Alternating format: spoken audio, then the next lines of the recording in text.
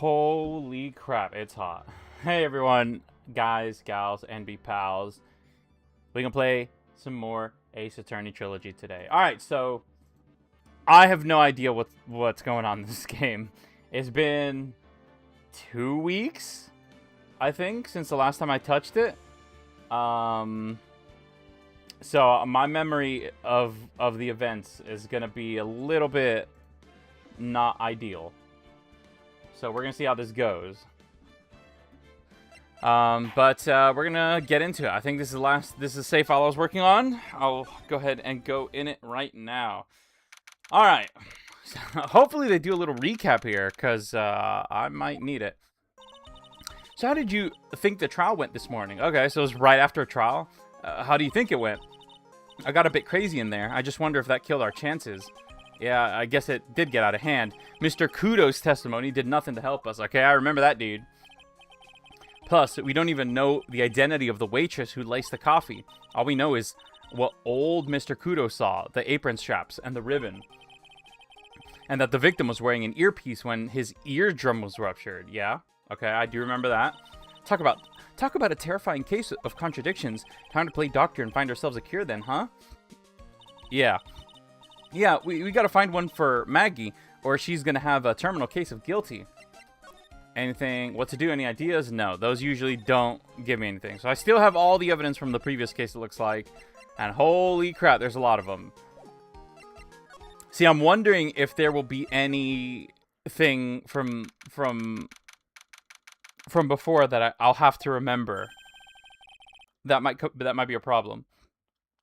I guess Maggie's still in questioning, but we've got a question to ask her too. All right, what's up, Goldie? Maggie, keep it down, Maya. This isn't a playground, you know. Okay, so I'm not here. I guess let's go to Criminal Affairs Department. Why is nobody here? Well, you know, sometimes people are late. Yeah. Looks like Gumshoe's not here. Never mind that. What's going on? It feels different in here somehow. What the? Wait. What is going on? You think? Everyone seems to be on edge. What are you doing? Call in the officers for a briefing, quick. Can't you shut down the station server? Chief, quit playing on the internet. But my email pen pal 1337 AZN Princes. Save it for later. I'm turning it off now. No. What the? I may switch to the other account if my tablet works well. Oh, is that why you have 2 accounts? Everyone's keeping busy in here, huh? Keeping busy. More like panicking, if you ask me. Something's going on. Something big. I don't understand.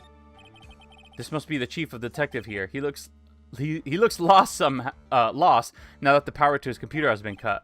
Oh, well, I guess I'll just have to write her a real letter instead of an email. Alternatively, you could write some reports, just a suggestion. Dear Princess, how are you? I'm okay. How was that show last night? What the? Yes, one for the damn PC, since I'm too lazy to log into my other one. You don't know your password?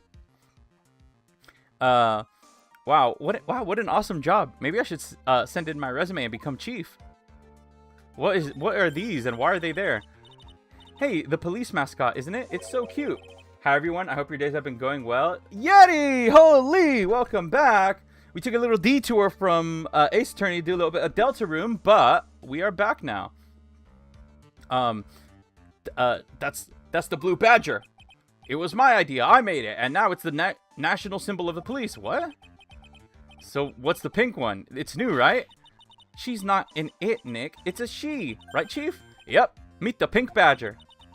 So one's called blue and the other's called pink, but they're both called badger? Pink? Deltarune? You got it. They're married. Mr. and Miss Badger seem to be cuffed together, Chief. Oh, they are cuffed together. You got it. That's marriage for you. Whoa. A mascot that's deeper than the deepest of deep oceans. I don't understand. It's playing the dramatic music? Like, what's going on? Still got to play Undertale? I've played Undertale. It's great. I would highly recommend it. I would highly recommend it. You should absolutely play it, honestly. One time it went on sale for like 99 cents. It's totally worth getting. And it's only like 10 bucks. These are detective desks. There are computers and files on each one. Funny, they're a lot tidier than I expected. Guess the detectives don't spend a lot of time at their desks. Why is it playing the dramatic music? What is going on here? Who are you, dude? That must be one of the detectives. He's mumbling something to himself. Even pickpockets can have their pockets picked. That's a keeper. Better to go with someone that doesn't sound too much like a slogan. He must be coming up with slogans for a crime prevention campaign, but I'm not sure even he knows what kind of crime he's trying to prevent. I don't understand. Am I meant to be looking for something in particular? What's this? I think creating an account took longer, but whatever. What's done is done, yeah. I guess I'll play it once I finish Persona 4 Golden. Would you recommend Persona? The Persona games? Because there's a lot of them. A poster of a female police officer. Wait, no, that's the latest Babes in Uniform calendar. My bad. Okay, so that's irrelevant. What am I don't understand. What's the situation here? Why did they have to turn off their PC? Their PCs? Are they getting hacked? Am I meant to find something here? It doesn't look like there's anything to find.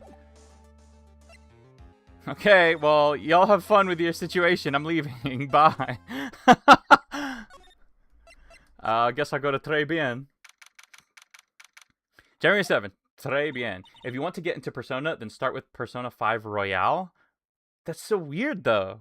Why start at one of the later games? Empty, as usual. Yeah, but it's lunchtime, too. That's it. Come on, come on, come on! Hey, that sounds like... Now just call an 8, pal. Come on, I know you can. Oh, is he gambling? He's getting really worked up about something. No, that's the wrong number! Looks like an 8 would only have netted me $5 anyway. What a ripoff! What's the problem, Detective Gumshoe? Huh? Oh, it's you! I was just listening to the radio, pal. You may also want to play some Lisa fan games. Yes, you've told me about the Lisa fan games. They aren't sequels of each other, but Persona 5 has the best gameplay mechanics. Well, why would you want to play the best one gameplay mechanics first? Wouldn't you want to save it for last? To the radio? Hey, Detective Gumshoe having lunch here? He is, and he's having the Twin Tea set. Gumshoe, what are you doing? You can't afford that. What can I say? You can't afford that lunch special. It's an option. I could ask him about it. This is a nightmare. How am I supposed to look Maggie in the eye now, pal? You really drove her to a corner, did you know? You always blow apart my testimony. Why of all days didn't you do it today? Sorry, there just wasn't any holes in it for once. They aren't. Oh, and the most popular Persona 5. Persona 5 has the most polished gameplay. Yeah, what happened? Usually your testimonies are like Swiss cheese. Swiss cheese? Would he have preferred crumbly like aged Parmesan? Anyway, this case has already been ruled on. There shouldn't be any holes left to find. So, did Maggie say something to you? About me, I mean? Wait. This case has been ruled on? No, it hasn't, has it? Well, how did she put it again? I can't believe Detective Gumshoe. I hate him, sir. I mean it. I don't ever want to see him again. Something like that. He left. Please, Detective Gumshoe, I didn't mean... Why? Why is this happening? He's banging his head against the wall, Nick. Oh, I guess he didn't leave. Oh, man, poor Gumshoe. Tell me about the lunch special. So, did you like the Twin Tea set? I've never paid that much money for lunch before, so I was nervous my hands were shaking. Did he actually like it? So, how did it taste? Well... For $20, I guess. I don't know how to describe it. It really was delicate. $20? Delicate? You mean you liked it? It didn't taste bad to you? Wait, $20? It wasn't always $20, was it? What's the matter? What's the matter with him? Looks like he's thinking. That's it. I've been trying to think of the right word to describe the taste, and I just realized it's bad. That's it. It tastes bad. Okay, he's a little slow. It's just kind of hard to admit it to yourself when you paid $20 for it, you know? Maybe he should have found out about the price after he had finished eating. Hey, Nick, maybe that's why Glenn Elg came here. Maybe he heard about the super fierce Twin Tea set. If by fierce you mean fearsome, speaking of Glenn Elg, that reminds me, we still hardly know anything about that guy. Why don't we ask Detective Gumshoe what he knows, seeing as he's here? Tell me about the radio. I've played like 10 Lisa fan games and liked them all. That's crazy. That's because I'm only playing the good ones. That's like playing an Undertale mod or something. I personally prefer Persona 4. I think Persona 5 is good gateway to the series. Okay. So what were you all excited about earlier? Huh? That's right. You said you were listening to your that's right. You said you were listening to the radio or something. Oh, that was nothing. I wasn't excited. Come on, Detective Gumshoe. You can tell little old me. What were you listening to? Nothing, really. It was just a daily exercise show. Really? Dude, why is he high? This isn't even a big deal. This is just he's gambling. What? A psych lock? Lunch specials lobster sure is great. Why would he be hiding? And why are there tears in your eyes? Really? Like, I what's the point of this? Can I? I was just gonna see what information he wants. Gumshoe, just stick it to the instant noodles, little bro. I'm sure he's had instant noodles for like every day for the past like 12 years. All right, Detective Gumshoe, tell me the truth. What were you listening to? No way, pal. Now you've made a big thing out of it. I'm not gonna tell you. We'll see about that, pal. Considering all the noise you were making while you were listening, it's pretty clear what kind of radio program it was. I'd say it was related to job listings? Oh, I guess the lunch special did cost $20. I could have sworn I remembered it costed like $40 or something.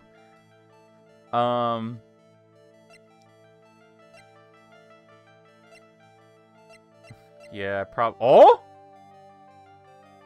Could it be this? Could it be lottery related? I'm right, aren't I? You were listening to the lottery results, weren't you? Oh! I actually got it! You thought you'd try and win big, just like Glenn Elk did. It's like you can't see right through me. Huh? I cracked them already? See, pal, that's why I said it was nothing. Wait, what? Quick to crack? Thank you! I don't usually get it that well. Lime Chevy? Alright, the radio. I'm usually pretty lucky, so you're usually pretty lucky. I don't know if that's true. So I figured I'd give it a try. What's with everyone in the lottery? So, how did it go? Well, how do you think? I won 50 cents. It'd be better to win nothing at all than half a lousy buck. I was so mad. But that's like half your paycheck. Yeah, I know the feeling. I bought the same kind of ticket as Mr. Elk, see? And they've got this special radio show where they announce the winning numbers. Still don't know how Gumshoe affords this place. Actually, dude, $20 for lunch? They even do the drawings live on the air. It's intense, pal. I bet that's what Mr. Elk was listening to on the day he was killed. Yeah. What time is it now? Or, yeah, what time is it now? It's just after 1:30. And are the lottery results always broadcast at the same time? Yeah. Look, I got this flyer from when I bought the ticket. Okay, Millionaire Radio Flyer. Experience the most thrilling 10 minutes of your life every Monday at 1:30 p.m. Interesting. That's probably going to be relevant later. Millionaire Radio? That sounds cool. I want to try it, Nick. And buy a ticket, Maya, with your own money.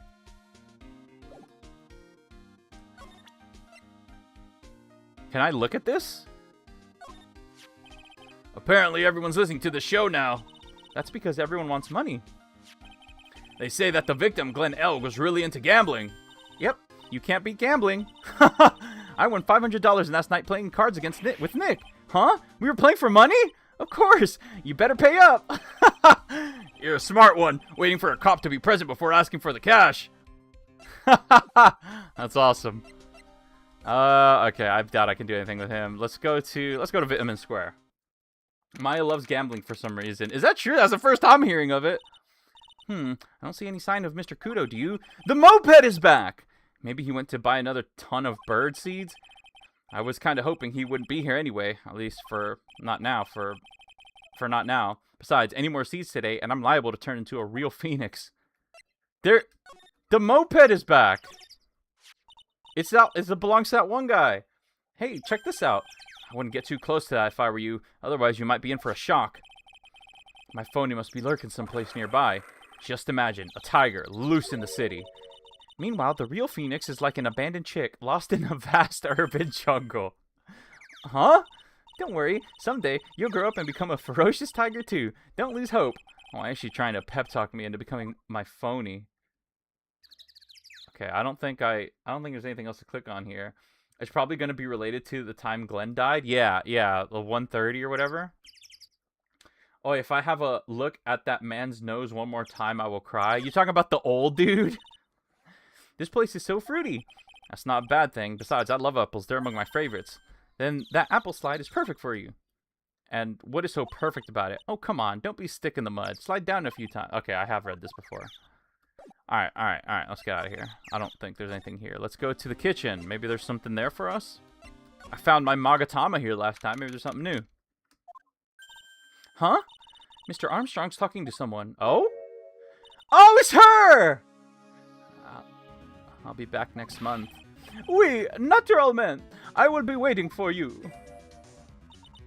If you haven't got it by then, I'm afraid I might get a little hot. I might get a little hot around here. No, I will have everything ready. I promise. I love fire, you know. I love the way it crackles. She's a little arsonist! Kudo? Yeah, Ace Attorney is very good at making guys creepy. No kidding. Holy crap, you ain't wrong. No. Stop it. I beg you. Then don't let me down. I'll be watching you. No. This is not necessary. You can trust me, mademoiselle. Talk to anyone, and I'll drive a knife right through their heart. Who is this? Oh, no. You do not have to worry, you know. You worry far too much. Maybe this will help you relax. It is the oil of sandalwood. I do love raw meat from time to time. Dude. Ah! I'm glad the thumbnail isn't a jump scare this time. Okay. Alright. I'll be taking my leave. Goodbye for now. Who was this? Who is this? I saw her last time. Le shivers. I must rub some of my oil all over my body before I become the nervous wreck. There. Oui. That feels good. Ah. Oh la la. Excusez-moi, monsieur. My eyes. Your eyes? If you have trouble with your eyes, you need this. La oil of sandalwood. Isn't this just the leftovers of what you were just using? Okay. Alright. Who was that person? Happy Pride, Armstrong? Happy Pride. You don't exactly have many customers, do you, Mr. Armstrong? No, you are right, monsieur. But perhaps that is la perfect time for you to visit me, no? That way, I can give you my undivided attention and cook for you la dish supreme. Putting on a brave face, huh? That's what girls do, Nick. If you're right, business is very difficult these days. Perhaps the name is la problème. People do not understand it. They think it is très. I just wanted people to think that my restaurant was exclusive. But they think you just serve fast food on cheap plastic trays? Nick, that's the kind of thing that can make a girl cry. Have you forgotten that Mr. Armstrong is a man, Maya? But this restaurant is my life. It is everything to me. I will defend it to la finale. No one will take it from me. The woman just now. Yes, tell me about the woman just now. This guy thinks he's Hop Chef. Hop Chef. So who was that woman you were just talking to? Oh la la. Who is that? Well, yes, sorry. So, who was she? She looked so polite and graceful. Polite? Graceful? And she likes raw meat and fires, right? I'll be back next month. Oui, naturellement. I will be waiting for you. If you haven't got it by then, I'm afraid I might get a little hot around here. Does he owe her something? No, I will have everything ready, I promise. Now that I think about it. Hey, Maya, I think it's pretty clear what kind of conversation they were having. You think so? Well, let's show him that piece of evidence and see what happens. Wait, what? Piece of evidence. Hop Chef's tree cake is much better than this guy's crappy dishes. Yeah. I don't have arson as evidence. What would I possibly show him?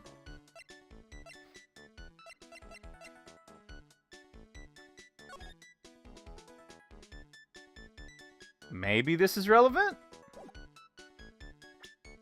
Huh.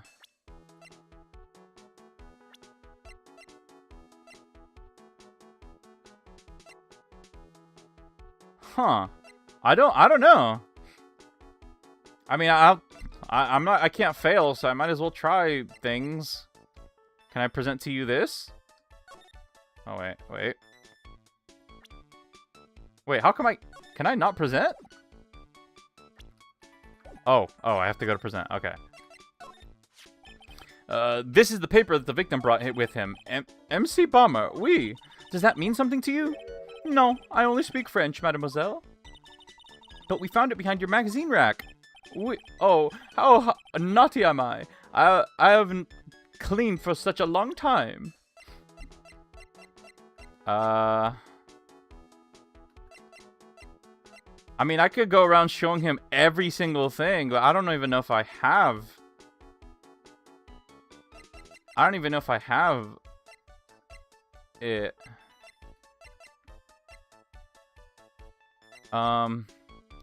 Ridden by my phony. You have it? Really? When the incident occurred, I broke my vase to the sea. I'm sorry. It can't be that. Okay, alright. Let me... What did they say exactly?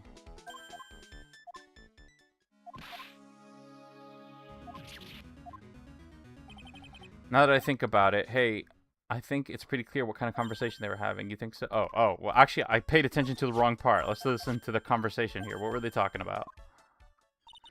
I'll be back next month. I will be waiting for you. If you haven't got it by then, I'm afraid it might get a little hot around here.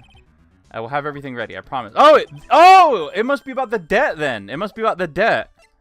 The debt that he's in. So, this. So long as that paper exists, I am but a delightful angel with a broken wings. An angel, huh?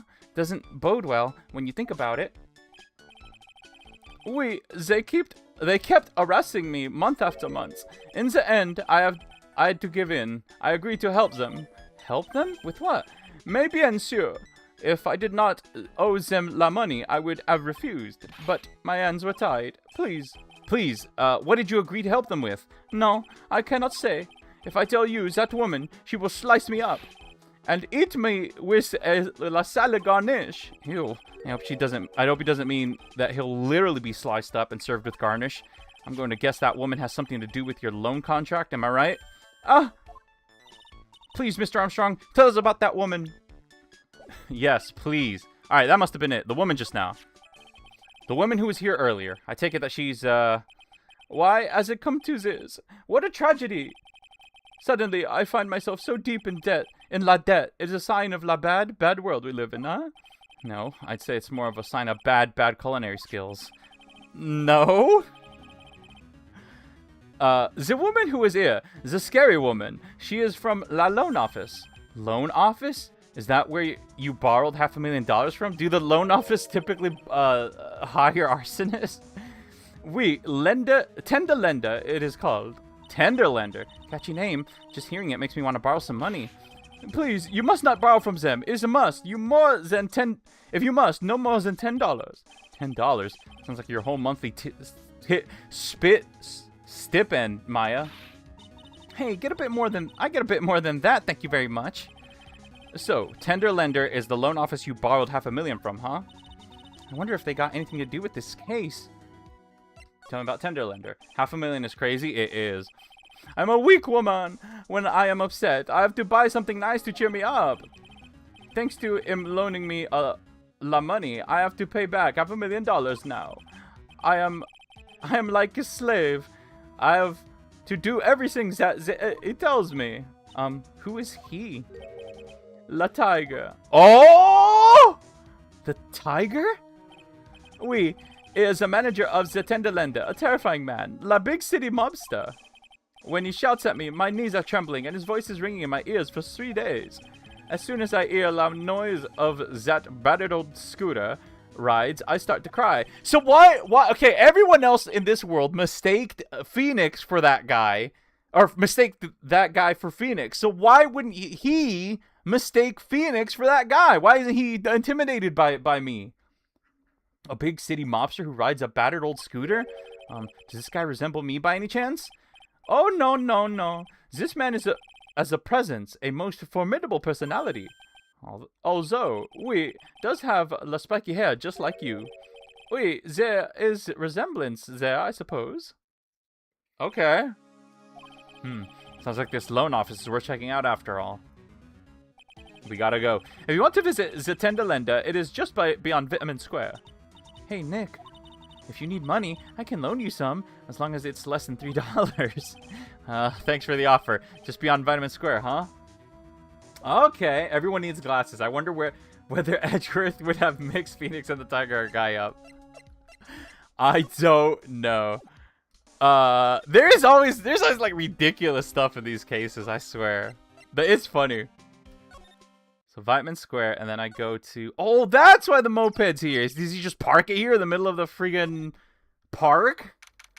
Win through compromise? That's... Okay, what kind of tagline? This place gives off a really strange vibe, doesn't it?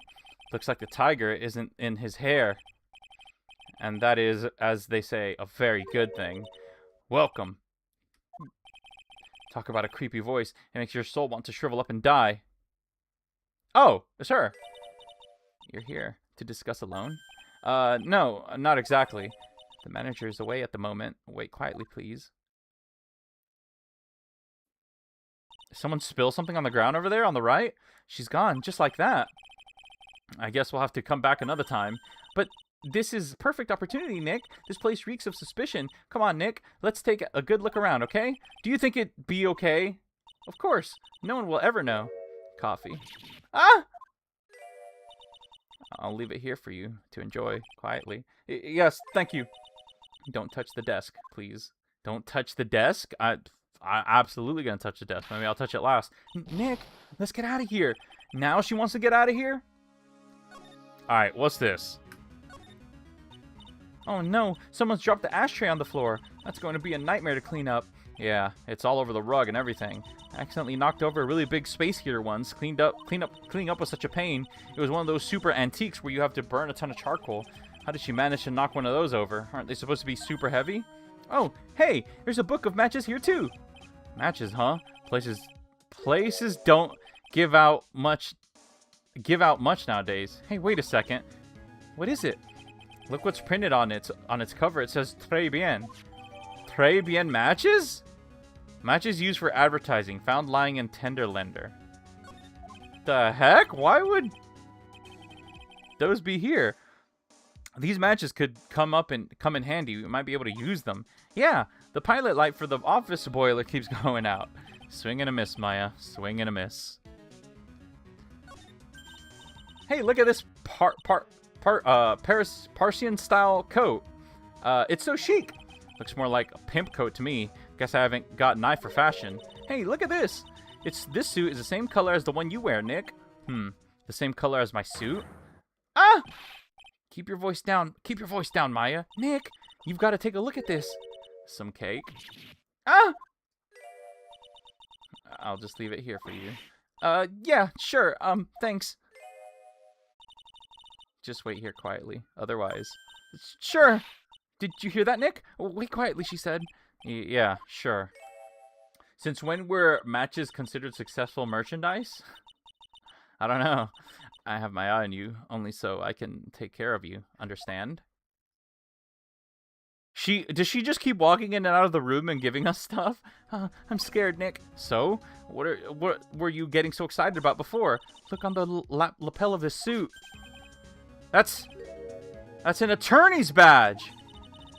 What is it? It looks like it's made out of cardboard. It looks like it really looks like it's made out of cardboard and like it's drawn on. What the heck? Is the tiger a lawyer? No way. Look at this thing. It's made of paper. Oh, it is.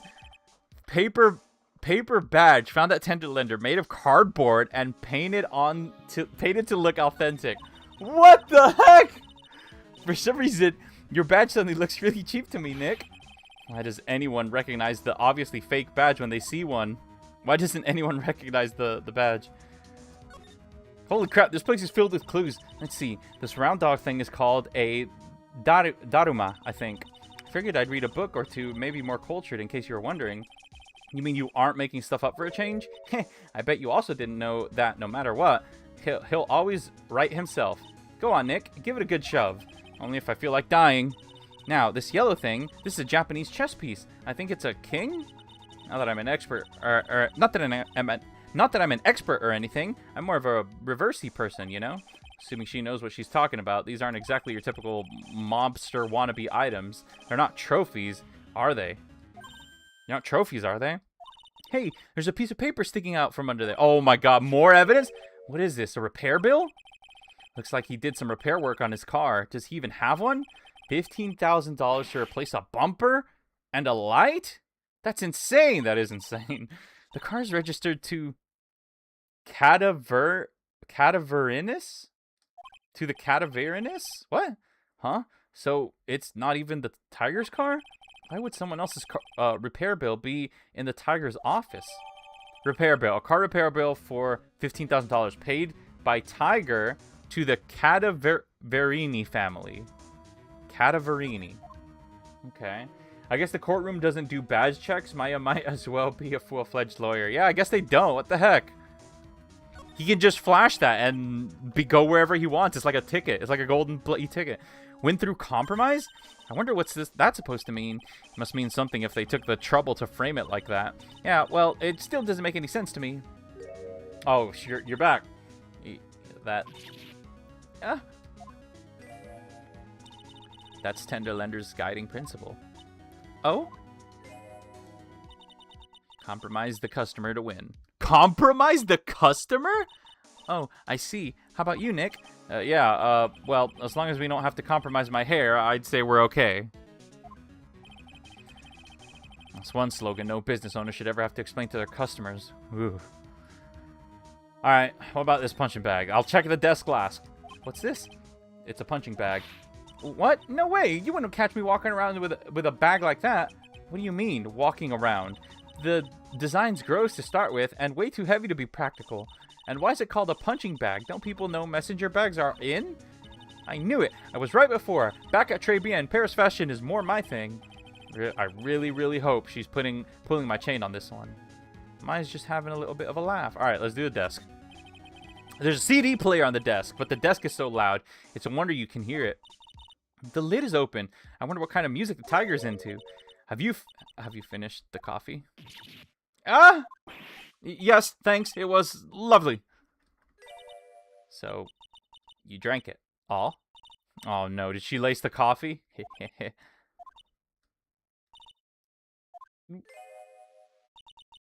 If you touch anything else that doesn't belong to you, there's always another cup.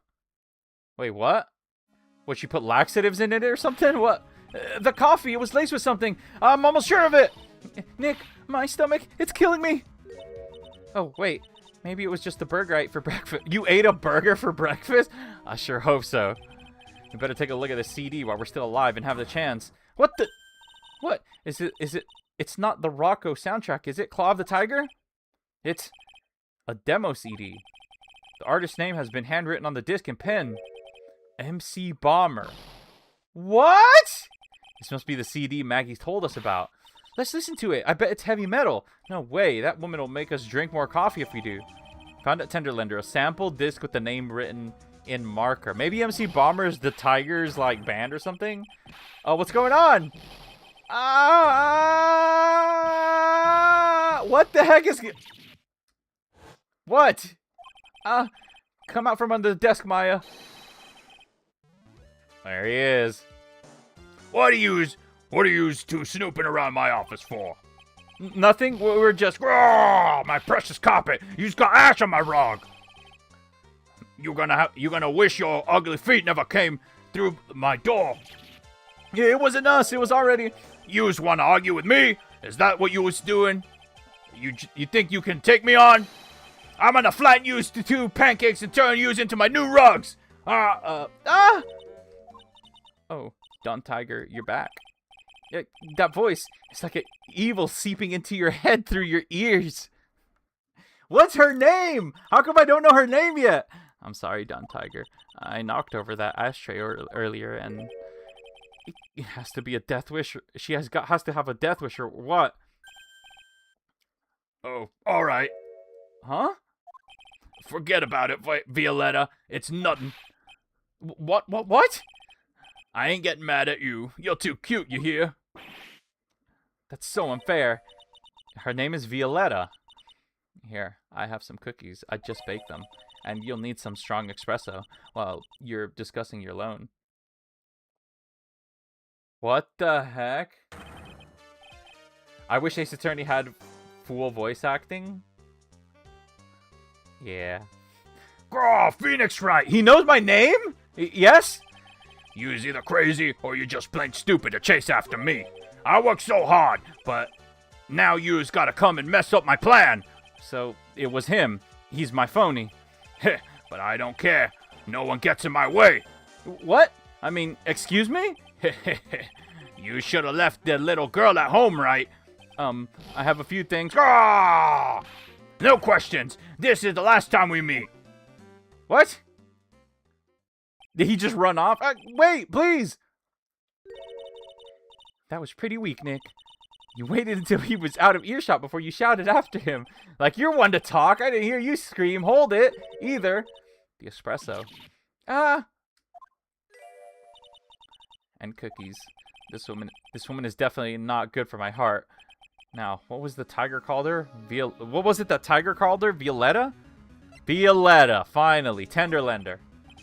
So, I'm kind of curious about your company, Tenderlender. With the warm and friendly atmosphere you'd expect from a family-sized business, a conscientious rate of interest, and an attractive replacement policy. Why do I get the feeling this sentence is not going to end well? We will tenderly lend you a little bit of extra here at Tenderlender. Hey, Nick. Things are a bit tight for Wright & Co. at the moment, aren't they? I mean, there's that $500 you owe me from your car cape for starters. Why don't you take out a loan? No. Would I like to take out a loan from this place like this? Not so much. Tenderlender is on your side. So, let's say I'm late with a repayment. What happens then? We'd give you more coffee. Strong coffee. Right. I think I'd rather skip town. Hey, just remember, I can make strong coffee too, Nick. Strong tea as well. Wait, I still haven't found out what's in the coffee. So, do you know about the incident we're investigating? What incident? Well, a man was poisoned in the restaurant just near here. That incident. Let me see. I was here that day with the manager. The manager being the tiger? Furio Tigre. Furio Tigre? So that's where the tiger thing comes from. Zin Eof's got a real name. Nick, hurry up and find out more about him. Okay, I guess I'll present. Oh, look at him. The head of the Tenderlender Loan Company, also known as the Tiger. Somehow I know his age. He's 42 years old. I feel like Odo would like this place. Why? Can I ask about the Tiger? Mr. Tigre? Cookie. Sure. No, she poisoned coffee and gave it to us. Why would you take a cookie from her too? How do you like my cookies? I baked them myself. Go ahead, Nick. The honor is all yours. No, ladies first, Maya. No matter how I look at this, I just don't get it. For the coffee? Oh. What are the tiger and this scary girl doing working together? We are lovers. Oh! That's not exactly coming across in your tone of voice. And I owe Don Tigre my life. He's the one who saved me. The tiger saved you? Please, address him properly as Don Tigre. Otherwise, I'll have to.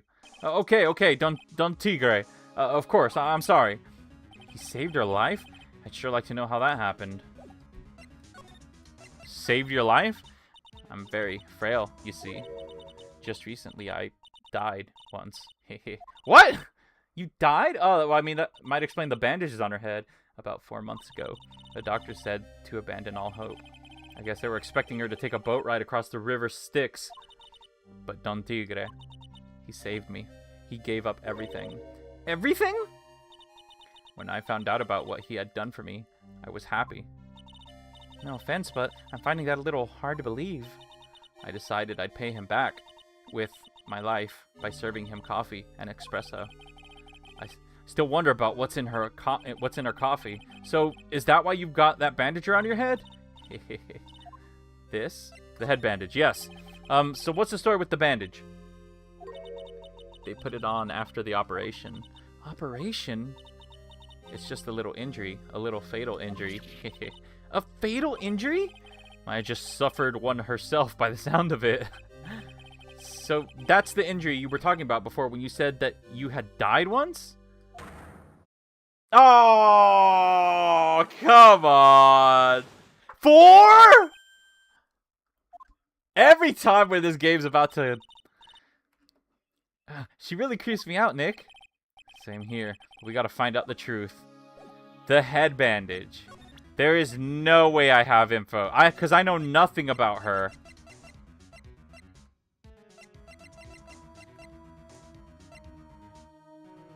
I did just pick up all this evidence, but I doubt it. Okay, you know what? I might give it a try here, but I doubt I have the evidence for it. But let's see how this goes. I'm gonna just see what information she wants from me here. The head bandage. You said that bandage around your head was from an operation? You also said you suffered a fatal injury to the head, correct? Yes, the operation was very difficult, apparently. Now, by fatal injury, you mean you were hurt very badly somehow, right? Did the injury in question have something to do with this? I mean, unless it's the matches, I got nothing. Yeah, I'll come back. I don't think I have enough evidence yet. I should investigate and gather some more clues before I try again. Okay. Okay. There he is. Old Speedy's back feeding the pigeons again. Oh no, he's back? Here, take this and this. Get out of my park. Like I thought, he's really mad. Come on, Maya. Just keep your head down and let's sneak away while we still can. What? Why? Hello, old man. What are you doing, Maya? Huh? Ka! I can't believe he's back. Hey, he just turned his back on us. I'm not surprised. I bet I really hurt his pride in the court this morning. Hey, Mr. Kudo. Ha! Pigeon, ha! Look, we really need to talk to you, alright? Out with the demons! And the good fortune! Ow, ow! Seed shell splinters, painful. I always knew you were a demon, Maya. Really? Dude, I thought I was done with this guy. Today's trial. Sorry about what happened in court earlier today. Ha! Everyone will be talking about me behind... Everyone will be talking about me behind my back now. A dirty old man who was so busy looking at the serving girl's backside. And he can't remember her face. A filthy, depraved animal. Not at all. Are you listening to me, boy? I don't care what you say. I saw the waitress put it in. She put some white powder into the young lad's Javachino. We hear you. And another thing. The young layabout was wearing an earpiece. On the same side as the lens of his broken spectacles. We're really sorry. So I made a little mistake about the vase, so what? I know what I saw. I'll tell you. Okay, take it easy. Please, Mr. Kudo. Don't tell me to take it easy, you spiky-haired brat. Take this. Wait, maybe he did see it. What's going on here, though? You said you were a craftsman, right? Ha! The modern word casts honest craftsmen like me aside in droves. Surely it's not that. I come from a long line of craftsmen, right back to the time of the shoguns. Do you hear me? I didn't become an embroiderer. I was born one. Actually, I kind of in the same situation myself. I wanted to stick my fingers up that dribbling old judge's nose. Ew. And scream right down his ear hole. Objection! Oh, so did you want to become a lawyer when you were young? I don't think that's quite it, Maya. I think he's just in a bad mood, that's all. I've got a tsunami of frustrations inside, and it's ready to burst out. If we let him start rambling now, we might never shut him up. What should I do? Suck it up, cut in. Let's suck it up, I guess. Guess I better let him talk. Maybe he might have valuable information. So there's not much to call for a craftsman these days, huh? Of course not, you idiot. I'm not good nowadays, and all I'm good for nowadays is running errands. Errands? Everyone takes advantage of the elderly. Buy some bread, Gramps. Take the dog for a walk, Granddad. Feed the pigeons, old man. What am I, some sort of 2-bit community handyman? Well, buy some bread. Now that I can understand. But what's the point of feeding some seedy pigeons? Why don't people say what they mean? Get lost. That's what they're trying to say. Oh yes, I'm just an inconvenience, you see. At home, at the restaurant, I just get in the way, don't I? I'm sure you don't. Wait, what? Wait a minute. What did he just say? At home and at the restaurant? Hold up. By restaurant, are you talking about Tribulations? Did you get asked to run an errand there too? Yes, I did! The very day that young brat was poisoned. What? Wait. What? So on the day of the incident, what were you asked to do? Glad you asked, boy, because I'll tell you what I was asked to do. All of a sudden, that young lad slumped over the table. The servant girl collapsed. Why would you not mention this during the trial? And I broke the vase. It all happened so fast, I was in a bit of a daze, you see. Then the owner shouted over to me. Excusez-moi, you, call the police. Call them yourself, I should have said back. But I didn't think of it at the time. Oh, is that it? So you did end up calling the police? Like I said, I was in a bit of a daze. Did you call them on your cell phone? Gah! Do I look like I have one of those newfangled thingamajigs? I went out looking for a payphone, of course. You went looking for one? I couldn't find one right away, you know. Wandered around for 5 minutes or so. 5 minutes? So for 5 minutes after the incident happened, yes sirree, the owner was at Tribulations on his own. Okay, that's interesting. Why didn't you mention this in the court this morning? Well, I would have if you'd given me the chance, but you all bullied me out of the courtroom.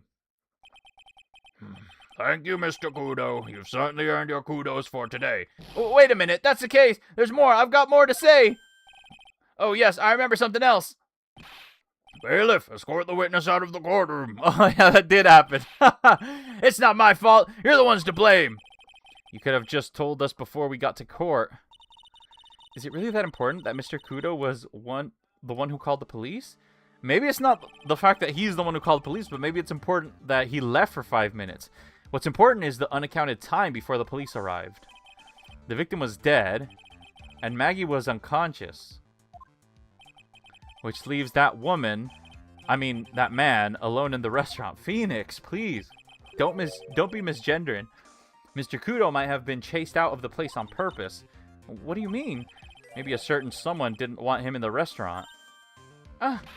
Oh, sure, you go ahead and say I was in the way as usual. I suppose I should have been getting myself covered in pigeon poop instead, huh? We need to get some more details about what exactly happened from Maggie and from Mr. Armstrong. Okay, so... But... Dude, no, don't let it be... Don't let it be, what's his name? I don't want it to be, well,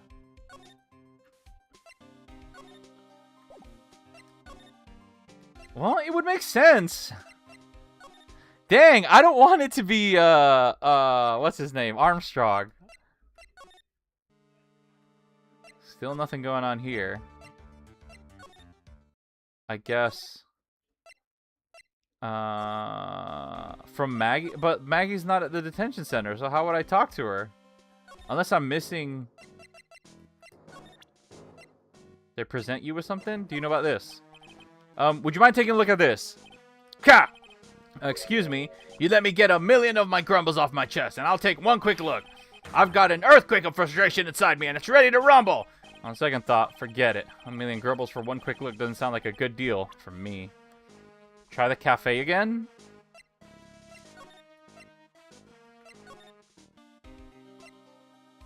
Is there something here I missed?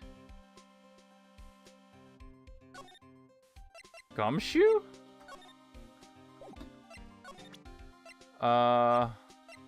MC Bomber. What do you think about this, Detective Gumshoe? Sorry, pal. I can't discuss anything connected to the case. Hey, I thought you said you were going to help us out. I can't help you out if I don't have any info. Yeah, I suppose the retrial has only just begun. Damn, so I'm not getting anything from Gumshoe. I'm not getting anything from the old guy. Huh. Okay, I just wanted to see what would happen if I showed him the fake badge.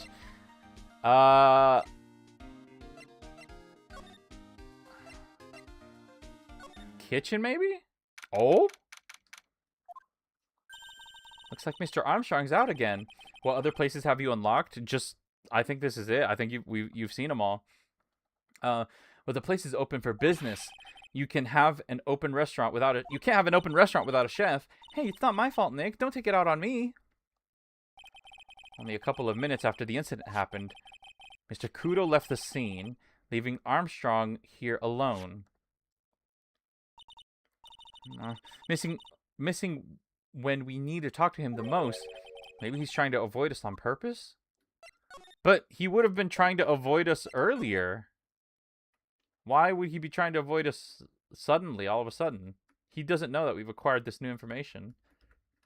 Anything new in his journal entries?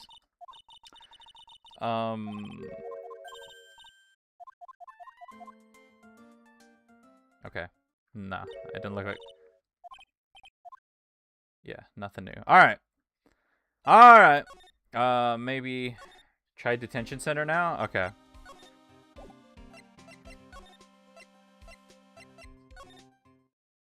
Dang! Maybe I do need to present something to somebody then. So Gumshoe's not gonna work. The old man is not gonna work. So I probably maybe present something to her? Oh no. That's right, she's locked up. Will she still give me info though? Wait a minute, wait a minute. What if I present the old man's testimony to himself? Maybe he'll say something about this? Dang.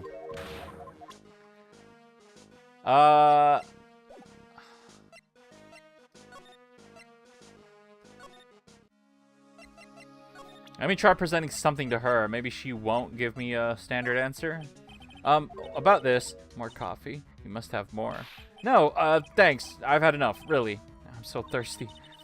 Don't leave the office. I don't leave the office. I can't tell you about anything except Don Tigre. Really now? Can you tell me about this badge? Dang. Maybe talk to Maya if you didn't. I didn't talk to Maya, but there is no way that's gonna work. Oh, wrong place. If this works, if Maya is what's holding me back, I'm gonna scream. No, stop clicking there. Why do I keep doing that? Boom, boom, boom, boom. I almost did it again. Okay. Detention center. I swear there's another place? What to do? Well, I'm officially at a loss as to where to start. Yeah, me too. Let's try some brainstorming. You go first. I guess we should try to put Mr. Kudo's testimony to some sort of use. Yeah, that's true. And we need to figure out the identity of the waitress and who the victim really was. Somehow, I think the key to this case has got to be at Très Bien. Well then, let's go back there and check it out again. Oh, and we should drop in on Maggie and see how she's doing too. So, maybe there's something I have to examine at Très Bien? So, anything on your mind? Actually, there is something. I was wondering about Zin Eof.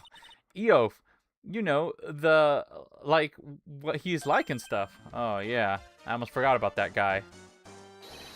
I ought to beat you so hard it'll feel like you were smooching the express train. Phoenix Wright. You saying you is Phoenix Wright. Oh, so you did know my name. Because I'm Phoenix Wright, the one and only. Actually, I've learned a little something about my doppelganger. Huh? You did? What did you find out? Oh, yeah. Maya was working at the restaurant when I ran into Don Fonione. What? Let's just say he was such a terrible version of me that I wanted to sue for defamation. What's this guy's story on you? Anyway, what does he have to gain by impersonating me? Interesting. A little bit more context there.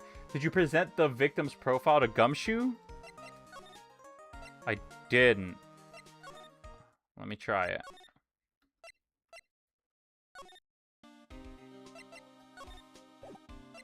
Yeah, it does look like Gumshoe. But he said he can't talk about the case. The victim's profile? Oh, this? This guy's a real programming genius. They called him the walking computer at the place where he worked. What happens when he crashes through? Does he stop moving all of a sudden? Ugh, he wasn't literally a computer, Maya. Anyway, there's nothing between Maggie and the victim. Yeah, that's what we found out yesterday, too. Hey, Detective Gumshoe, don't you have any information that's a bit more fun? Fun? Oh, I know. So you have paid a visit... So, have you paid a visit to where Mr. Elg worked yet? You might as well. His workplace? Where's that? Ah, there we go. Thank you, Yeti. A computer firm called Blue Screens Inc. or something like that. Sounds like a real stable company. Let's, this could be fun, Nick. Let's go. Computers aren't really my thing, Maya. We'll be fine. I know all about high-tech stuff. I wonder about that. It's just around the corner from this joint. You should take a look. A computer firm called Blue Screens Inc., huh? Well, I'm gonna head back to the precinct now. We've got a big meeting starting in a bit. About Maggie's case, you mean? No, that's pretty much wrapped up now. There's another big case going down at the moment, so she's been pushed aside. Oh, well, see you later then. Bye. Okay. Another case going on simultaneously? Oh, what the heck? He's back? What? You better get going, detective, or you'll be late. Actually, I kind of got a favor to ask. It's a big one. A favor? Yeah, it's for, Maggie, actually. I was just kind of hoping you'd give this to her for me. What is it? It's a lunchbox. I got up early, so I couldn't make it. I've been really worried, so I could make it. I've been, real worried about her. She looked like she'd lost a lot of weight. Detective Gumshoe? How many weenies are in there? There's not a person on Earth who could down this much meat. You think? I love weenies. I can't get enough of their tender juiciness. So will you give it to her? It took me ages to make. So please say you will, pal. I can't exactly say no, can I? Gumshoe's lunchbox. A tenderly handmade lunchbox fills the stomach with love and plenty of weenies. Maybe I'll eat it myself if I get hungry. Don't forget, okay? I'm counting on you to give that to Maggie. Okay. He's finally gone. Phoenix acting like a wingman? Yeah. I mean, it's sweet. So, Blue Screens Inc., and I'm guessing we also probably can head back to the detention center now. But let's go to Blue Screens Inc. What the... Dude, shrimp posture. That dude literally looks like a shrimp. Wow, this place is so high-tech. You can almost smell the electricity in the air. It is a computer firm, Maya. They can't work without electricity, you know. Who are you? Oh, what the heck is she wearing? Hello. I'm sorry, access is restricted to authorized personnel only. This is a computer programming laboratory. There are far too many trade secrets that could be leaked. Wow, what secrets? Everything you see here is classified. No information can leave this building. Understood. Who is this woman? She's like a robot from some kind of whacked education show. My name is Lisa Basil. It's Basil? What? I'm the company director. Director? She's human? She seems more like a ghost in a shell. And that thing over her eye, isn't that the same device as Glenn Elg's? That's a DMH, right? Nice try, but it's the other way around. It's it's an HMD. All of my programmers here at Blue Screens Inc. are supplied with HMDs. Then do you write programs too?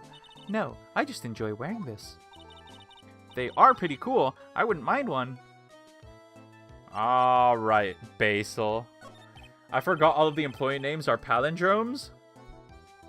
For what? Wait, Wait.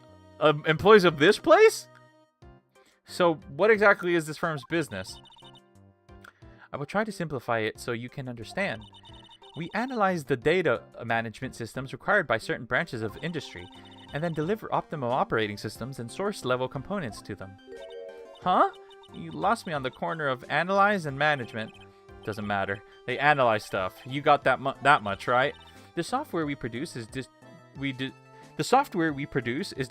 on CDs. CDs? Yes, compact disc, digital optical storage media. Of course, CDs are used for software as well as music. It is a small firm, but all of my employees are first-class programmers. Let's ask one of them what they're doing. Excuse me, what are you working on right now? I'm researching the... oh my god, logical access to shared global influencers, response time, and performance. So the codependent variables and memory overheads is vitally important to the success of... Well, you get the idea. This is the sort of thing we are involved in. Did you good people follow all of that? The victim also has a palindrome name. Must be a company requirement. Oh! Your blank smile just said otherwise, Maya. Alright, what happened? You know about what happened, right, Miss Basil? You mean about Glenn being poisoned? Yes, I know. It's terrible. Can you show us anything that might be helpful? I don't think so. A police officer was here earlier, too. But I couldn't tell him anything either because... the waitress who committed the crime has nothing to do with Blue Screens Inc. Oh. How about Mr. Elg's desk? Have you cleared it out already? No, not yet. It's the one right in front of you. If there's anything that might be useful to you, you are welcome to take it. I guess there might be a clue in there somewhere. Was there a bunch of money sticking out of there? Okay, alright. Let's examine here. We'll start with the least important things first. Hey, look, Nick, it's a supercomputer. It looks like it's really smart and wise, doesn't it? Computers are only as smart as the humans who use them, Maya. That explains why we don't use a computer in our office. You work there too, Maya. Yeah, but at least I'm... Please, don't argue about something that's so trivial. Otherwise, the computer will laugh at you. She said she'd laugh at us, Nick. She's a human, Maya, not a computer. Whoa, look at the desk, Nick. What a mess. Looks pretty average to me. But you can't get any work done with everything all over the place like this, you think? Real whiz kids can work under any condition, you know. She's trying to hint that I should tidy my desk more. I'll clean up my desk when Maya stops asking silly questions. No hurry, then. Hey, this calendar. What about it? If it's another hint about tidying, you can forget it.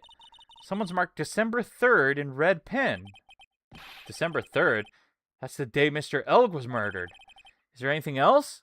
Yeah, it says, meet with the tiger. The tiger? On December 3rd, the day of the incident, there was a note saying, meet with the tiger. So, Elg was gonna meet with the tiger on the day of the murder. Dude, the tiger probably killed them. Wow, look at this mess. Looks like they're all betting tickets. What kind of betting tickets? For betting on which horse will win a given race. They're horse racing tickets. Oh wow. His drawers are stuffed full of these. Looks like they're all losing tickets though. Oh, it's not money. It's losing tickets. Horse racing betting tickets found in Glenn Elg's desk. There's over 500 of them. So the dude was a gambler. He was a proper gambler. This many tickets would get you a what? A buck down the recycling center? But I didn't know you were so hard up that you'd try to profit from the dead, Nick. I'm just taking them as evidence, Maya. Okay. So he gambled a lot, and... what the heck is this? Those pillars almost look like they're moving. It's kind of unsettling. Nah, they just look a bit twisted or warped or whatever word I'm looking for. This office was designed with futuristic feel in mind. Futuristic? Yes, we try to imagine what things might look like in the future when we designed it. It helps to soothe and calm the soul. Does it?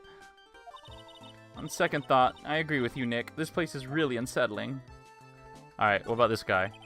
He's really pounding that keyboard, isn't he? Wow, I bet that's where the pro in programmer comes from, huh? I guess I shouldn't be resting on my laurels. Gotta explain my skill set and all that. Yeah, that's a good idea. Maybe I'll become old Seedy's apprentice. And what about your spirit medium training? Okay. Can I present anything to her? Would you mind taking a look at this? I'm sorry, that data is super admin restricted, desktop access password protected. SARD? SPARD? Spard? Sparta? Super admin restricted, desktop access password protected? What? This is madness. No, Maya, that is Sparta. She won't tell us unless we say the right code word. A code word? Sesame. This is madness. No, Maya, this is Sparta. I'm dead. If it's not Sesame, then it must be her mother's maiden name. That's how it always is. There's no point in having a password if they always say the same thing, Maya. Guess she just doesn't want to talk about this. Maybe we should focus on asking about Glen Elg. What do you say? Okay, let's ask about Glen Elg. You can present her with someone. Okay. Ask about Elg. He was the top programmer. I would even say he was a genius. But he did suffer from one or two bugs in his personality. Oh, like what? He was a bit of a loser. Perhaps that would be the best way to describe it. That's what got him into trouble. That's kind of mean. That's your employee. What's the matter? He was a top programmer. I would even say he was a genius. So he was really no trouble at all. A model employee. Hey, wait a minute. Just now you said something about him being in trouble. I've got to find out what trouble was exactly. Glen's troubles. About Mr. Elg. Was he in some kind of trouble? I'm sorry. Why would you think that? I thought you said something about it just now. You said he got himself into trouble because he was a bit of a loser. Well, I assume it... Oh. Imagine your boss calling you a loser to strangers. Yeah, that's messed up. 3 Cyclocks? I guess Mr. Elg is like every other man with his own pile of secrets. Glen's troubles. I might have enough to crack this, actually. Let me try. You can open them, I believe? Open them? Oh, the Cyclocks. Okay. Let's see. So, how about you tell me what kind of trouble Mr. Elg was in? I'm sorry, sir, but we don't deal with troubleshooting here. Perhaps you'd like to speak to someone in customer service. What's she talking about? I guess I'd better just take a shot and see where it gets me. Miss Basil, let me ask you something. Did Mr. Elg's troubles have something to do with this? The losing horse racing tickets. What is that? A bunch of horse racing tickets. All losing ones. With that many tickets, you could get $1 at the recycling... Oh, with that many tickets, you could get $1 at the recycling center. You good people are very, very bad. Cashing in on others' misfortune is immoral. Is that a whiff of hypocrisy I smell? But what is the relevance of these tickets? The victim, Mr. Glen Elg. He had a gambling habit, didn't he? It seems like everyone does in this case. I don't think that's a logical conclusion based on the facts. Everyone likes to go to the races from time to time. Yeah, but not everyone buys this many tickets. Anyway, I don't believe that proves anything on its own. You're right, but I'm not through yet. Mr. Elg's gambling wasn't restricted to horse races, was it? It was this, right? No, his own ticket. A winning lottery ticket for $500,000 found during the body search of Maggie. Victim's lottery ticket. Yeah, it was this. The lottery. Horse racing, he bought a lot of tickets and lost a lot of times. That's gotta have hurt his wallet pretty bad, don't you think? Oh, she's sweating. Maybe bad enough to be the cause of some pretty serious trouble, perhaps. No? You're alright. Glen did have a gambling habit. You good people must not follow his example, do you understand? Trust me, even if I wanted to, I don't exactly have the money to buy any. But if you win, there's no problem, is there? And Glen had a winning ticket, didn't he? For $500,000. Yeah, but It's hard to imagine how he could have been in trouble then, isn't it? It's true that Mr. Elg won $500,000 in the end, but that was his first stroke of good luck. He was in deep trouble before that. Deep trouble? What do you mean? Mr. Elg's real problem was with someone or something more terrifying and ferocious. Huh. Someone or something more terrifying and ferocious. Was it...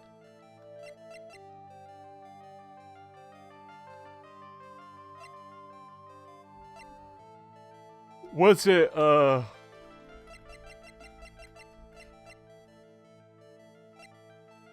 Oh, was it with Furio, right? Was it the,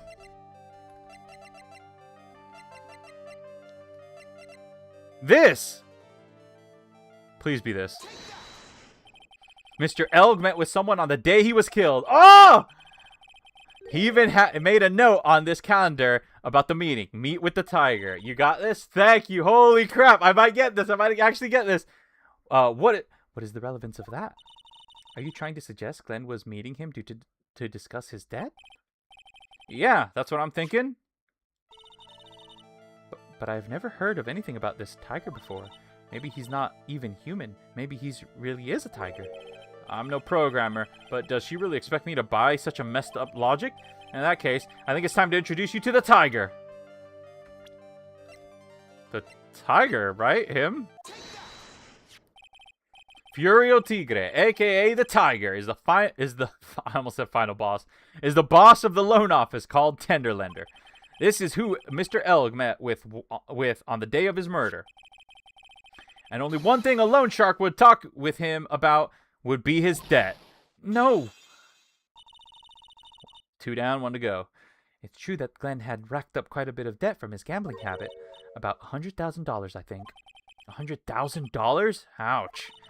But I had heard he won the lottery, so he should have been in the clear. Shame Maggie couldn't get a bit of that good luck. Okay. So, the guy got lucky and won the lottery. But what if he hadn't won? What was his plan then? Well, this isn't easy to say, but he said he would use his talents to repay the money. His talents? I suspect he was talking about programming. What computer programming is worth $100,000? Perhaps you good people should leave so I can get back to my work. I'm so close to cracking her. The program in question, was it by any chance this? The program in question? MC Bomber, maybe?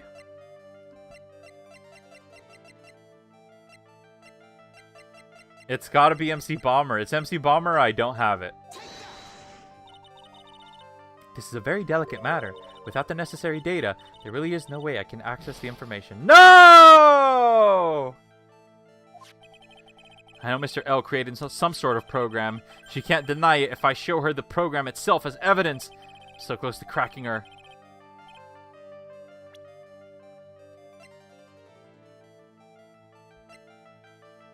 I don't think I have it. A program?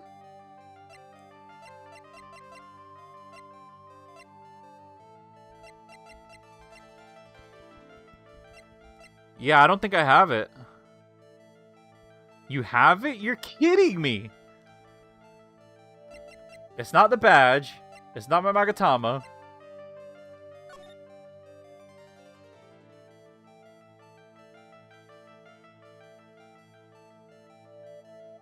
Could it be this somehow? I don't know. Magazine clipping? No. Picked up from a bench in Vitamin Square. No. It's not the lunch special. Written by the phony? No. Gene's debt is $500,000. The owner? No. That's not relevant. Incident occurred. I broke the vase? No. Died of potassium cyanide? No. The floor plans? No. Crime photo? No. Coffee cup? No. Not the lottery ticket, unless he found some way to make a forgery or something. Worn by Maggie all the time during the incident. A small... No. No, I don't think. Victim's prescription bag? No. Could it be the millionaire radio? Tribune matches? No. Paper badge? No. Repair bill? Car repair bill? No. I already tried the MC Bomber. It's not the lunchbox. It's not the calendar. It's not the loser. Could it be...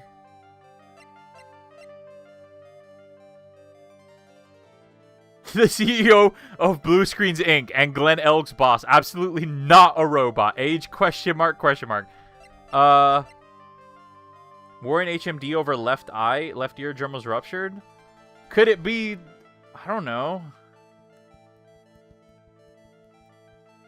I don't think I have it.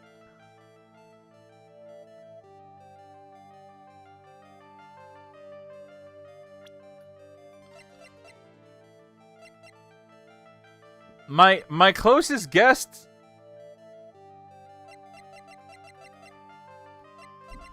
My closest guess is either the sports paper. You do have it, but it's weird. Gonna check the wiki. It's weird? What? Okay. I'm gonna try... Connected? Oh, what's up, Sonic? I'm gonna try... I don't know. I'm gonna try... Well, I feel like trying his own profile would be weird. But, like... My other guess was gonna be the HMD that he's wearing.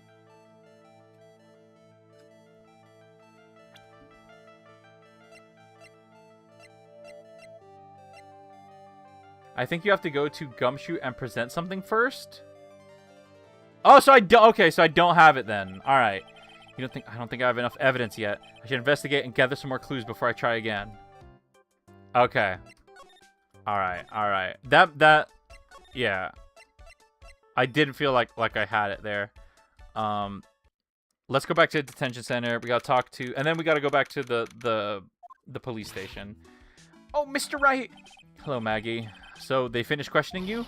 Wasn't it just unbelievable in court today, sir? I'm going to stay up all night and blog about everything that's happened. They let you do that from jail? Weren't you scared? It was pretty touch and go in there. Yeah, but you totally nailed that old man. Well, he was all over the place with his testimony. He's not the only one. Huh? What do you mean? Everyone else's testimonies don't match up either. Not with what I remember of the incident, anyway. Is it possible she's the one misremembering things? You have it, but you have to jog Gumshoe's memory. Oh? Interesting, okay. Well, I'm here, might as well talk to Maggie first. Maggie, you know how you said that everyone else provided testimony that doesn't match up with what you remember? Yep, there are just so many things that don't seem to add up.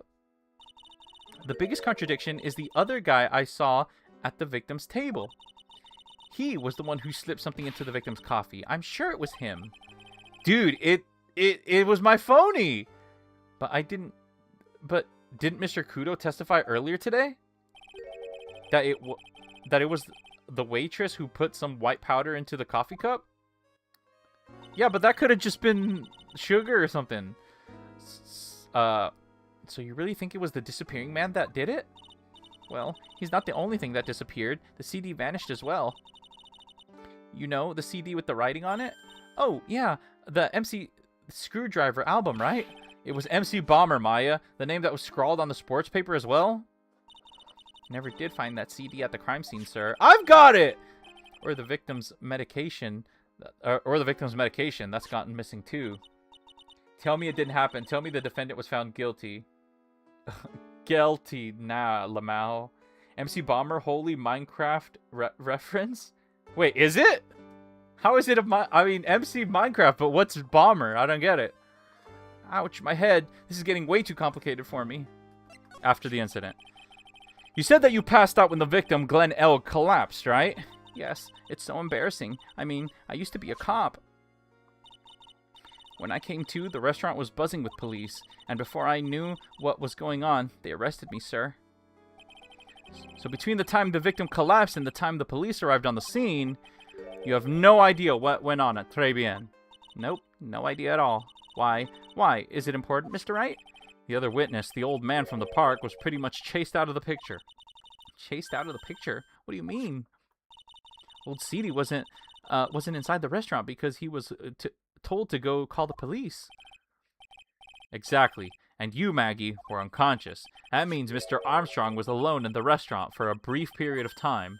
No, you don't think Mr. Armstrong set me up, do you? Oh! I'll be back. Okay. I think, when you consider the facts, it's hard to imagine that Mr. Armstrong isn't involved in this at all. Yeah, Mr. Armstrong might have done it for the tiger. It's like a master biting a paw of a dog that it feeds. Are you sure about this, Mr. Wright? Well, the old man said as much when we spoke with him earlier. I don't know. Things that man says don't add up for some reason, sir. Maggie looks like she's trying to figure something out. Maybe we should ask Maggie exactly what she knows about Old Seedy. Okay. So what do you know about this dude? I feel much better after the trial this morning. I've been a bit of a courtroom proceedings addict for years now. It feels like forever since I saw a witness as slippery as that old man. He's not really that bad of an old man, though. Still, I feel a bit uneasy. Huh? I thought you'd said you felt much better. Maggie, if there's something on your mind, you've got to tell us. Especially if it has anything to do with Mr. Kudo or his testimony. Roger, I'll spill it all and see what you make of it. At least she doesn't make things difficult and makes me run circles to friggin' get information out of her. Is there anything about Mr. Kudo's testimony that stood out as odd to you? Actually, yes. The fact that he was even testifying to begin with doesn't quite what? Well, when I took the coffee over to the victim's table, it's true there was another customer in the restaurant. Yeah, we know that already. It was Victor Kudo. But I can't really say it was an old man. What? Maggie, Holy Simpsons ref. Okay. Okay. How about calling him a really old middle-aged man? No, age isn't the issue. The other customer was a woman. A woman? Are you sure, Maggie? Well, I'm not 100% sure, but I think so. So, what did this woman look like? She was sort of creepy, and she had a kind of cackling laugh. Creepy?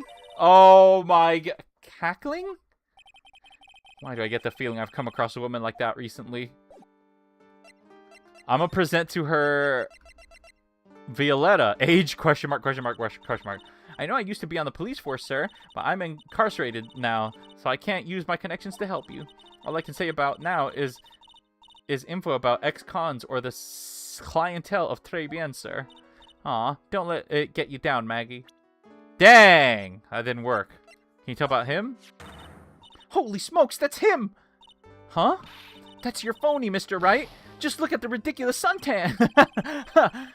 For a second, I'm not sunburned like over-dried tomatoes, so I don't know how. He told me he'd been on a business trip to Hawaii, and that's where he got the tan. I'm not hearing this. Can you tell me more about him? No. Dang. Okay, let's go over to the criminal affairs. No! Gumshoe's still not here? Crap. Okay, I probably have to present something to Maggie. Why is he built like Phoenix Wright? I don't know. He just looks similar to him, and everybody thought that it was him. Oh, yeah, that's right. I gotta give you the lunchbox. Oh, yeah, I've got something you're going to love. Really? What is it? A lunchbox just for you. Here. Wow, a lunchbox. Weenies, too. I can't believe it. Thank you, sir. Did you make this for me, Mr. Wright? Nah, it was Detective Gumshoe. Who else would make you such a nice lunchbox for you? Detective Gumshoe? He's really worried about you. Looks like he put a lot of effort into making this, too. I can't accept it. Detention center rules. No gifts allowed, sir. Hey, come on, Maggie. Don't be like that. The rules are the rules. They'll lock you up if you break them. Somehow, when an ex-cop turned waitress says that, it seems a whole lot scarier. And anyway, I hate weenies. Oh, really? It's all yours, Maya. You can enjoy it with Mr. Wright. No, Maya's gonna... But... She's right. It's better than letting them go to waste. But... I guess so. Gumshoe's lunchbox eaten with Maya. Well, how was it? We ate it right in front of her? Why would we do that? That hit the spot. I love weenies. Oh, good. I'm glad I gave it to you then, sir. Do I talk to you about Gumshoe? Back when I was an officer, Detective Gumshoe always looked out for me. But today, I was the one who had to look out for him, trying to incriminate me the whole time. You've got to remember, Maggie, Gumshoe's a detective. He's got a job to do. My old boss. I thought at least he'd be on my side. He is on your side. He'd do anything to... You can't fool me. I saw him in court today. I felt like a poor baby woodpecker being pecked in the head by its own mother. Jeez. Gumshoe's testimony was pretty solid. No wonder it hurt her so much. I hate him, sir. I mean it. I don't ever want to see him again. Ouch. I think I just saw Gumshoe's chances go down in flames like the Hindenburg. I don't think it's getting through her that he really was trying to help. Crap. Still nothing. Can I show her this? I know I used to be on the police force, but I'm in... Okay. No. Calendar? No. Repair bill? No. This? Ah, is that your attorney's badge? Actually, it's a fake. Holy smokes, that's it! Huh? That's the badge your phony had, Mr. Wright. You got duped by this? But it's completely different color. And what about the fact it's made of paper? He said the badge got a tan as well, while he was in Hawaii on business. I'm beginning to see how my phony was able to gain her trust. Ha! The matches? No. Millionaire radio? No.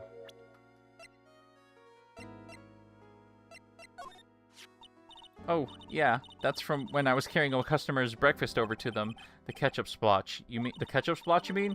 My whole face was fire engine red thanks to that stuff. But you spilled the ketchup on your apron, didn't you? I don't see how the ketchup-covered omelet went flying and hit the customer in the face. Oh, talk about a tomato red face. Makes me wish I could have seen it myself. Yeah, I guess it was kind of sight to behold. I'm back. Didn't know cardboard can get tans. Yeah. I don't think there's anything else to present to her. Criminal affairs. Come on, Gumshoe. Yes! Perfect. We couldn't give... The main server just went up in smoke! Why the heck is the press conference set up? Yet? The superintendent's here already. Yeah, and there's a problem with the internet too. I already told you to stop using your computer, Chief. But I'm watching videos online. I'm catching up on my Asian soap operas. It's gotta have to wait, Chief. I'm throwing the switch.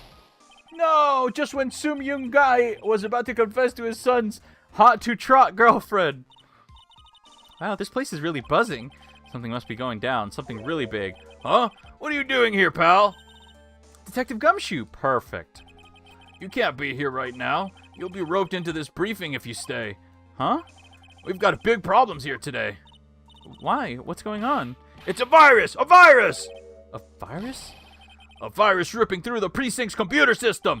I really need to ask you some questions. Okay, Tenderlander. Okay, I'm only going to say this once, so listen up! Yes? No matter how poor you get, never borrow money from a place like this, you hear? Okay. If you got money trouble, just go on a diet instead of instant noodles and hang in there. We're not thinking about borrowing money, Detective. We want information. Oh, is that all? Well, let's see.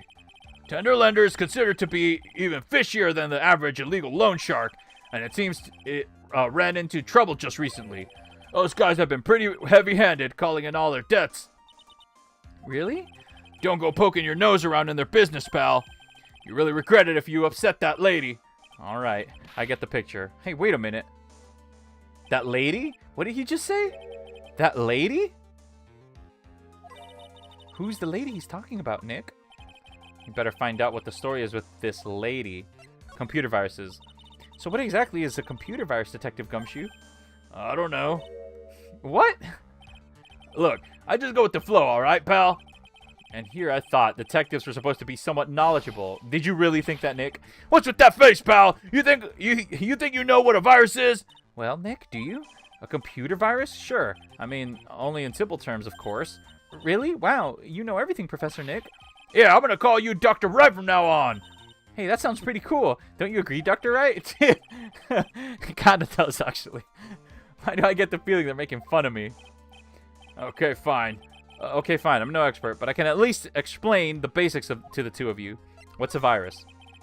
A virus is a program that gets inside a computer and causes damage. Damage? You mean it makes the machine go boom and explode? No, the damage is, well, it's all internal. So the inside goes boom, right? Imagine all the case data that you've got stored on your PCs here in the station. Virus could wipe out all that. That's the kind of damage I'm talking about. Whoa, that's scary. Yeah, and what's even more scary is the viruses are infectious. Infectious? Most computers are connected together in a network, right? A virus can move from one machine to another over the network, so the virus just keeps spreading faster and faster. Just like a real virus, huh? But Nick, why would anyone want to make a program like that? Yeah, it takes ages to type in all that data. Why would you want to destroy it, pal? No, people don't infect their own machines. They send it to the virus to someone else's. What? That's horrible. Oh, dude, it might be the chief. Oh, I get it. It's like you sneezing on Mr. Godo so he catches a cold. The chief might actually be the one, that princess person he's talking to. What if that's like the tiger or something? Right. Then he wouldn't be able to turn up in court because he'd be too sick. You really shouldn't do stuff like that, Nick. It's wrong. Who? What? Where? When? And why did the conversation jump to talking about me? Anyway, well, that's a computer virus, a bad program that causes damage. All the different viruses have names, right? I kind of feel like I've heard the name of a virus we caught somewhere before. The name of the virus, huh? I feel like I've heard of it before, too. Okay. Gotta talk to you about her? That's the girl who works over at Tenderlander. You want to stay away from her, okay? I mean it. She does look kind of unforgiving, doesn't she? That should be the least of your worries, pal. What's that supposed to mean? What could be worse? She's an arsonist. Her name's Viola Cadaverini. Oh, okay, so Cadaverini is her last name. She's the only granddaughter of Bruto Cadaverini. Bruto Cadaverini? Do you know who that is, Nick? Never heard of him. Nick, you can link together the name. Bruto Cadaverini's the boss of the Cadaverini family. The Cadaverinis? That's one scary sounding name. We can't touch them. They're way too powerful for the police. But you're thinking of taking them on, aren't you? No, I don't remember ever saying I was going to. Better get some more info on that gumshoe about this family. Okay, the Cadaverinis. I'm not sure if I really want to get involved in this, but who are the Cadaverinis? Who are they? A scary bunch of people, that's who. You're a cop and you're scared? What's that about? Trust me, it doesn't matter if you're a kid or a cop. These guys are scary. They've got some serious clout in the criminal underworld. That's the first time I've seen the word clout used in non-Gen Z freaking spaces. We can't touch them. They've got too much moolah. Moolah, as in... You pretty much control all the cash in the city's black market. The black market, huh? And that includes Tenderlander, I take it. Sure, no one stands up to Bruto Cadaverini, and I mean no one. Interesting. The Mafia? Yeah, I guess so. So, Viola's the granddaughter of some Mafia boss, then? Yeah, and everyone knows how much Bruto loves his little girl. He means everything to him. So, how did she end up at Tenderlander? I don't know, pal. But I heard she and the boss of Tenderlander are pretty tight. Tight? That's what it said in the file I read related to Maggie's case. Sounds like a pretty important clue. Sounds like... How is that relevant to Maggie's case, though? Detective Gumshoe, about this. What? I'm trying to... Oh, I didn't... That's it. A stupid name. I remember now. I thought so. Here it comes. Don't just nod to yourself and keep me in the dark, Nick. What's going on? It's okay, Maya. You don't have to cry about it. Name scribbled on that sports paper and written on that CD. Oh, crap. I thought this was nothing. I thought this wasn't going to lead anywhere, but it looks like it actually did. That's the name of the virus. MC Bomber. Oh, MC Bomber is the name of the virus? What? Yeah, the virus has just infected every computer in the station, pal. It's MC Bomber. Can you give us any more details, please? Holy crap, that was a shot in the dark and I got it. Wow. We already knew about the MC Bomber virus from a while back. A group of criminals issued a series of demands on the head honchos of law enforcement. They threatened to release the virus if their demands weren't met. Who are they? I don't know. Some hotshots from criminal underworld would be my guess. And now the virus has been released, huh? Yeah, it's in every computer, even in every public office in the city. Everyone's going nuts. They're hopping around like they're dancing at a carnival. All this stuff with criminals and viruses, it almost feels like we're in a sci-fi movie. Apparently, the programmer who made the virus was a real genius or something. The focus right now is on tracing the route of this virus on the black market. You mean someone put this virus up for sale? Yeah, and because this one's so powerful, A-Dee's truly an ace attorney. Yeah, because I just figured out what to go, that I have to go back to Basil. They're estimating its price tag was in the millions of dollars, pal. In the millions? A virus can be worth that much? MC Bomber updated in the court record. Found at Tenderlander. Contains a computer virus program. I can't believe it. I almost forgot the most important thing. And that is? You know, the lunchbox. How did everything go? Lunchbox? You remember the weenies? I hate weenies. Oh, yeah, those weenies. So, how did my weenies taste when they went down the hatch? Dude. Well, it was delicious. Yeah? That's what she said? Really? Well, not exactly. Don't worry about it, pal. I figured something would happen, so I came prepared. Prepared? What do you mean? I made a jumbo lunchbox. Oh. Do me a favor, again, huh, pal, and deliver this? It sure is a heavy burden, in more ways than one. I can just imagine Maggie's little eyes sparkling with joy when you bring her that. Weenies again, Nick? Tell me we don't have to eat all those too. Gumshoe's lunchbox. Tenderly handmade lunchbox fills stomach with love and plenty of weenies. I really can't eat anymore. There's something that this poor Gumshoe, yeah. There's something that this game does that's interesting. Oh, she's not here. There's something that this game does that's interesting where it will, like, when you have something, like a clue or something, instead of the story taking you directly to where you would need to use that clue, what it does instead is, like, it sends you on another, like, I don't want to say wild goose chase, but essentially it sends you on another quest, you know, like another mission. Go do this other thing somewhere else. And it kind of sort of makes you forget about what you have, the clues that you have, you know, the stuff that you just acquired. It's pretty good at doing this, and it's kind of cool. Did Mr. Ellis have trouble with something to do with this? Lottery tickets.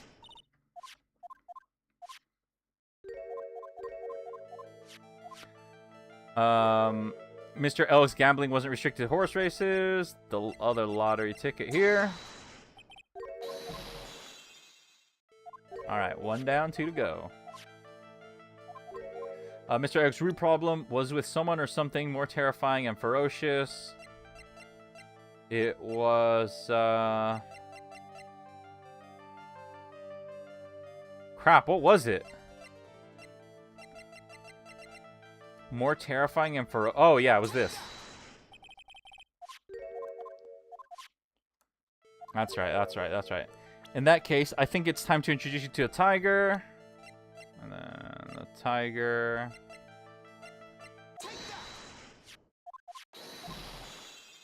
Alright, here we go. What if he hadn't won? What was his plan? Computer program is worth $100,000. Perhaps you people... Yeah, this is the program in question. Was it by any chance this? Well, this is it, isn't it? This is the virus that's infecting the computers worldwide as we speak. MC Bomber. No. Nice. Got it. And I get my health back. Glenn's troubles. Glenn's head had more processing power than any computer, but it had been infected with a gambling virus. Glenn was in too deep. You mean he was in debt? Yes, $100,000 in debt. Not an easy amount to repay. So, He said he was taking on some extra work, something a bit risky. risky? How? Maybe he was going to become a waitress at Tribulations? Where do you come up with these ideas? Risky extra work. So it's safe to say Mr. Elg was the creator of the virus, huh? The MC Bomber virus, yes. It was a work of genius, in a bad sort of way, of course, but still genius. Something like that would probably fetch several $1 million on the black market. Inconceivable. Gumshoe was right for a change. This date, December 3rd, that is marked on his calendar.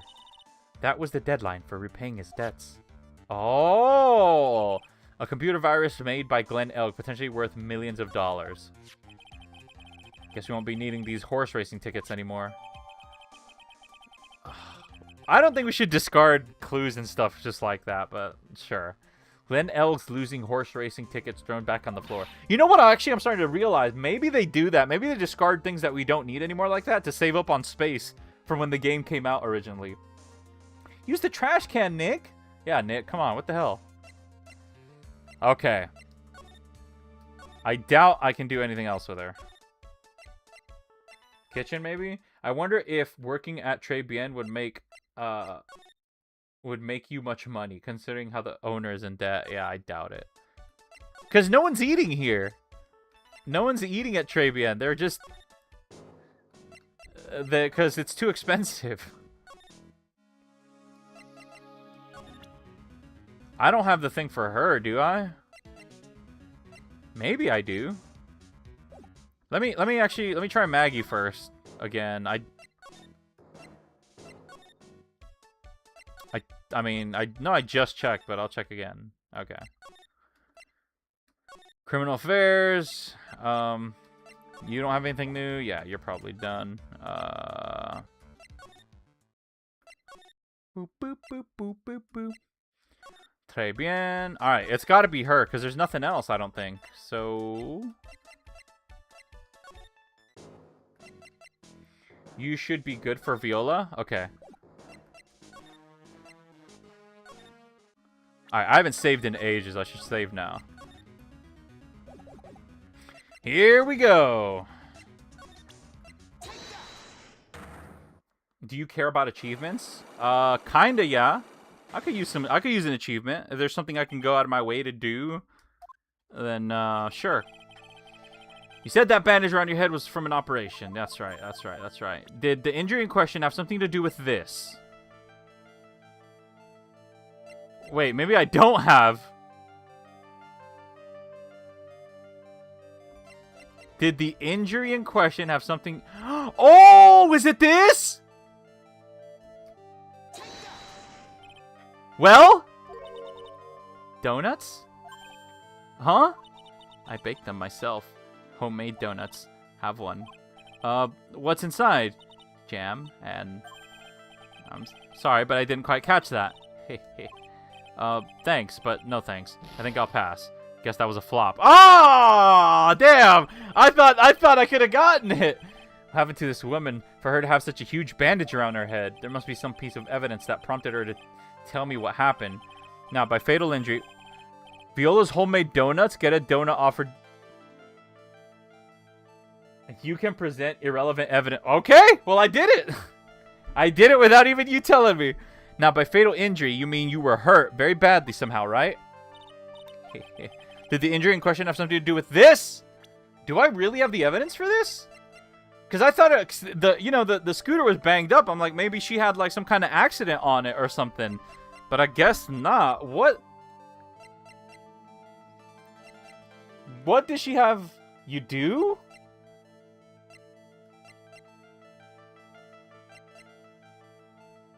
Something that would cause a head injury. Maybe this? On the right lines?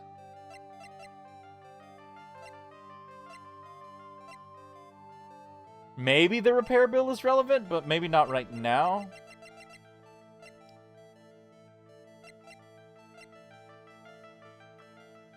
Dude, I thought I was so confident it was a scooter. I can't believe it wasn't.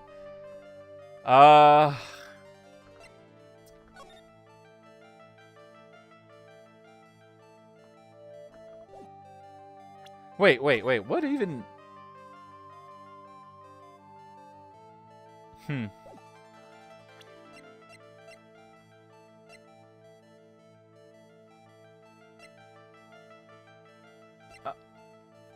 Maybe was it the repair bill? I mean, I got no other thing. Oh, I have here a car repair bill. From this, it seems pretty obvious that the car was involved in an accident. Let me see that. This bill's made out to the Cadaverinis. Yes, it is. I don't think I ever introduced myself. Tell me, what do the Cadaverinis have to do with me? Something tells me she's not about to say hi and introduce herself. Alright then. Your relationship with the Cadaverinis is very strong, and this is why. It's your dad. Or was it granddad? The head of the Cadaverini family crime syndicate seems to live for his granddaughter. Granddaughter of crime boss Bruto Cadaverini. Would I present her own evidence to her? Or would I present him? Age 78. Alright, let's try her. I know exactly who you are, Viola Cadaverini. You sustained that injury in a traffic accident, didn't you? How? It happened about 4 months ago.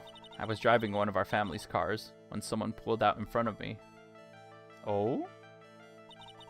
It was a motorbike or something like that. I don't remember it much. Anyway, I swerved to try and avoid it, but...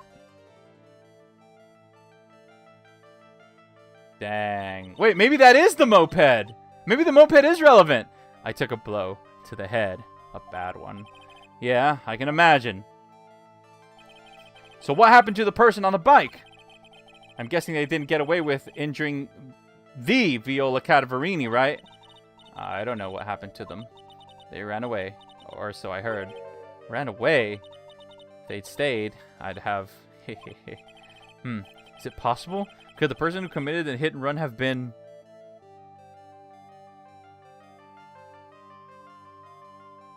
What? Wait.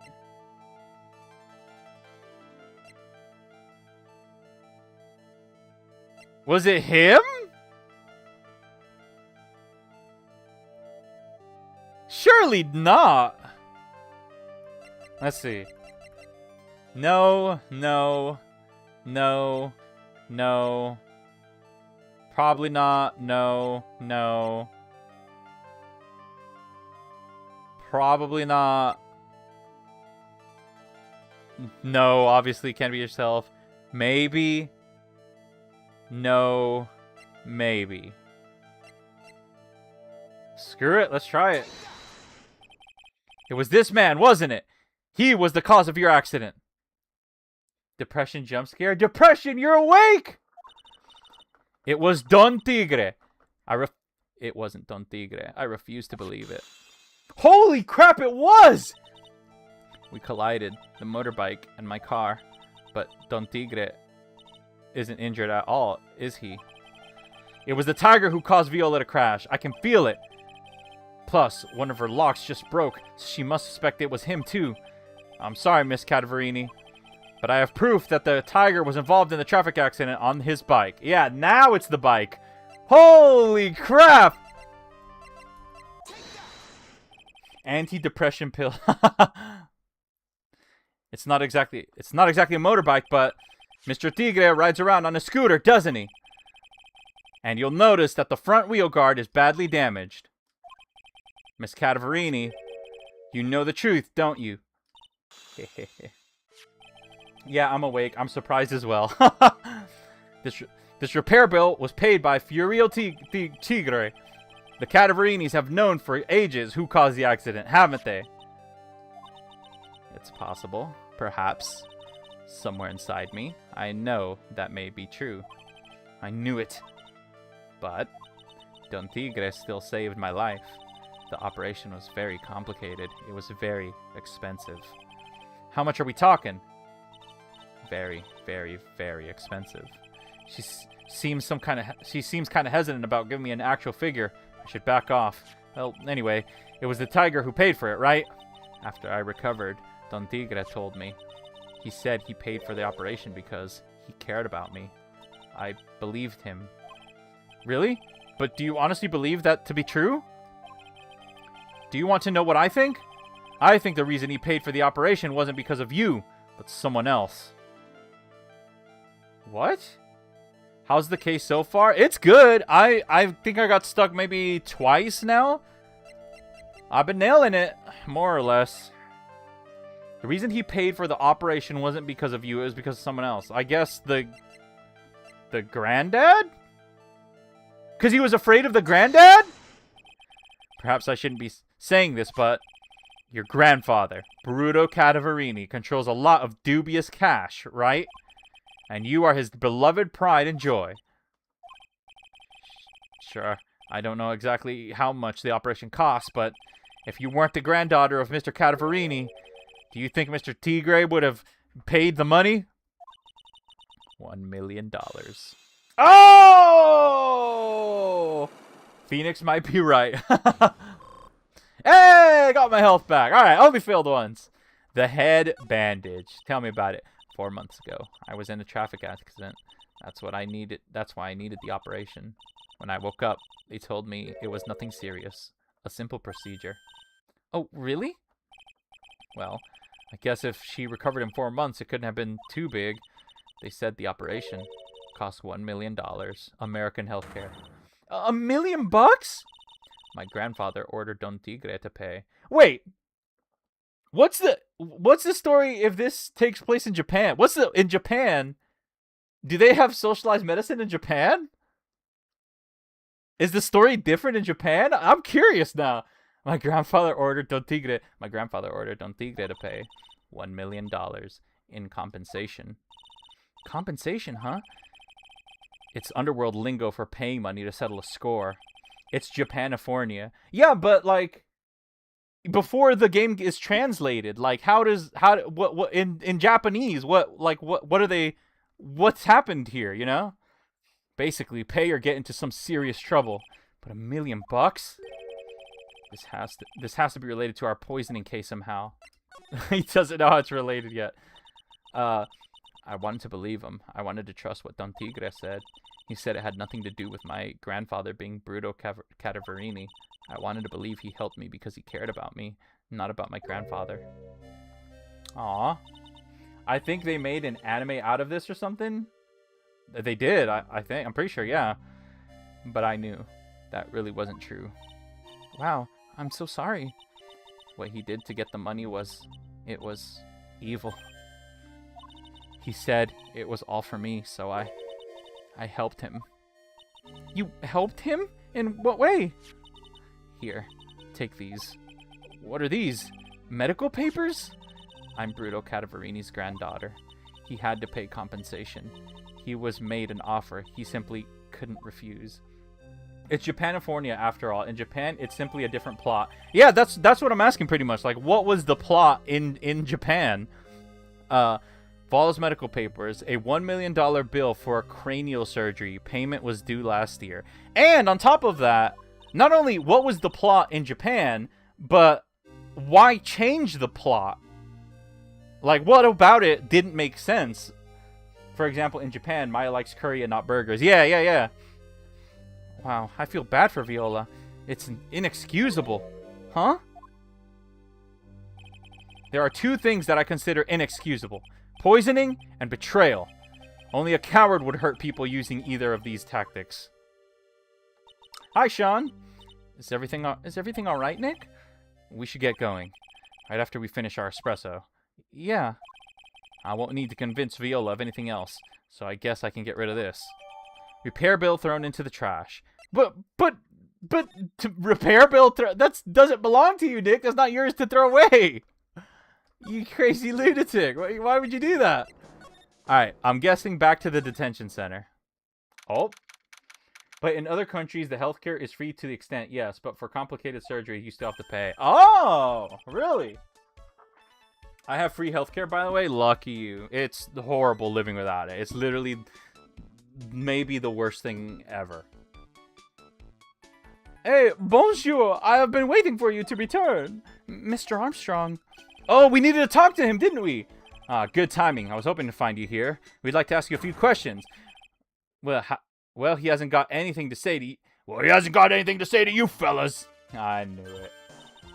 It's Zinio. Oh my god, Maya. Who you calling Zinio? Ah! Come out from under the table already, Maya. Okay, hand it over. What? You just want to play games with me? I don't recommend that. The medical papers now.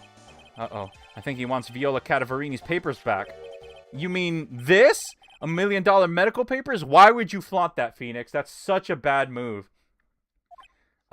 It's Sean Deltarune. I wonder why healthcare isn't free in all countries. Yeah. Miss Cadaverini trusted you. That's why she said that she helped you. Forget about it. That girl's dumber than an eggplant. Dude, this guy's evil. You just want to know what's sad? I'll tell you what's sad. And it ain't only her face. She thinks she's got power because she's Brutal's little girl. Now that's sad.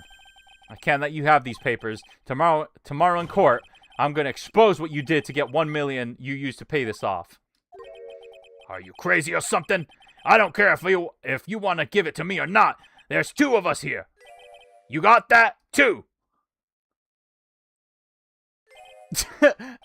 Oui. Mr. Armstrong, forgive me. Désolé. I cannot argue with him. Wait. I'm getting nicked? They change stories to be more relatable in certain audiences. In America, it's often story beat, having to pay medical surgeries, so that's how they wrote it. The old Breaking Bad. Ugh, that really hurt. Did he conk me on the head? Is that all you got? I'll be taking those papers now. Oh, come on. Armstrong, get that lighter. Wait. Don't take it too hard, Phoenix Wright. Was he gonna set me on fire? That was so stupid. I shouldn't have let my guard down. Those medical papers were vital evidence. Because lobbying and private companies want to keep it that way, want to make medicine a business. That's absolutely correct. Detective Gumshoe? Holy crap, Gumshoe coming in to save the day. Detective? You think you gotta stop me, copper? Beat it. Ah! Whoa, come on, Gumshoe. Keep it together. You guys, get out of here. Leave this guy to me. But go, pal, and take this. This is Japanifornia. Gumshoe should have a gun. If you get hurt, who's gonna look after Maggie, huh? All right, thanks, Gumshoe. Wait, Nick, don't leave me behind. Oh, she's still under the table. But I have to pay 32% taxes. It's 100% worth it. I would lovingly... Let me tell you, do you know what it's like to watch family members slowly die? Family members of yours slowly die because they don't want to go to the hospital? It is incredibly depressing and heartbreaking. I'll get even with that guy tomorrow in court. Tenderlander is going down. W. Gumshoe. Holy crap, I made it to the trial. I'll be honest. I'll be completely honest. I really don't like when they do that. I'm glad it didn't happen here, but I really don't like when they go, here's a piece of evidence, and then I lose the evidence before I end up going to trial. I don't know why it bugs me, but it really bugs me. It bugs the crap out of me. I'm going to keep going. In case 2-2, he talked about showing his gun to Pearl. Oh, he did. Yeah. He was like, hey, Pearl, you want to see my gun? Absolutely did happen. I remember that. Good morning, Mr. Wright. Good morning, Maggie. So, what did you think is going to happen today, sir? Yesterday's session didn't go so well and ended on a giant mystery. That's true. And we still haven't solved a single part of it yet. Are you okay, Nick? Huh? Oh, yeah, of course. I saw that. A little flash of doubt in your eyes. No, I wasn't doubt. That was, determination. Determination. Why don't I believe you?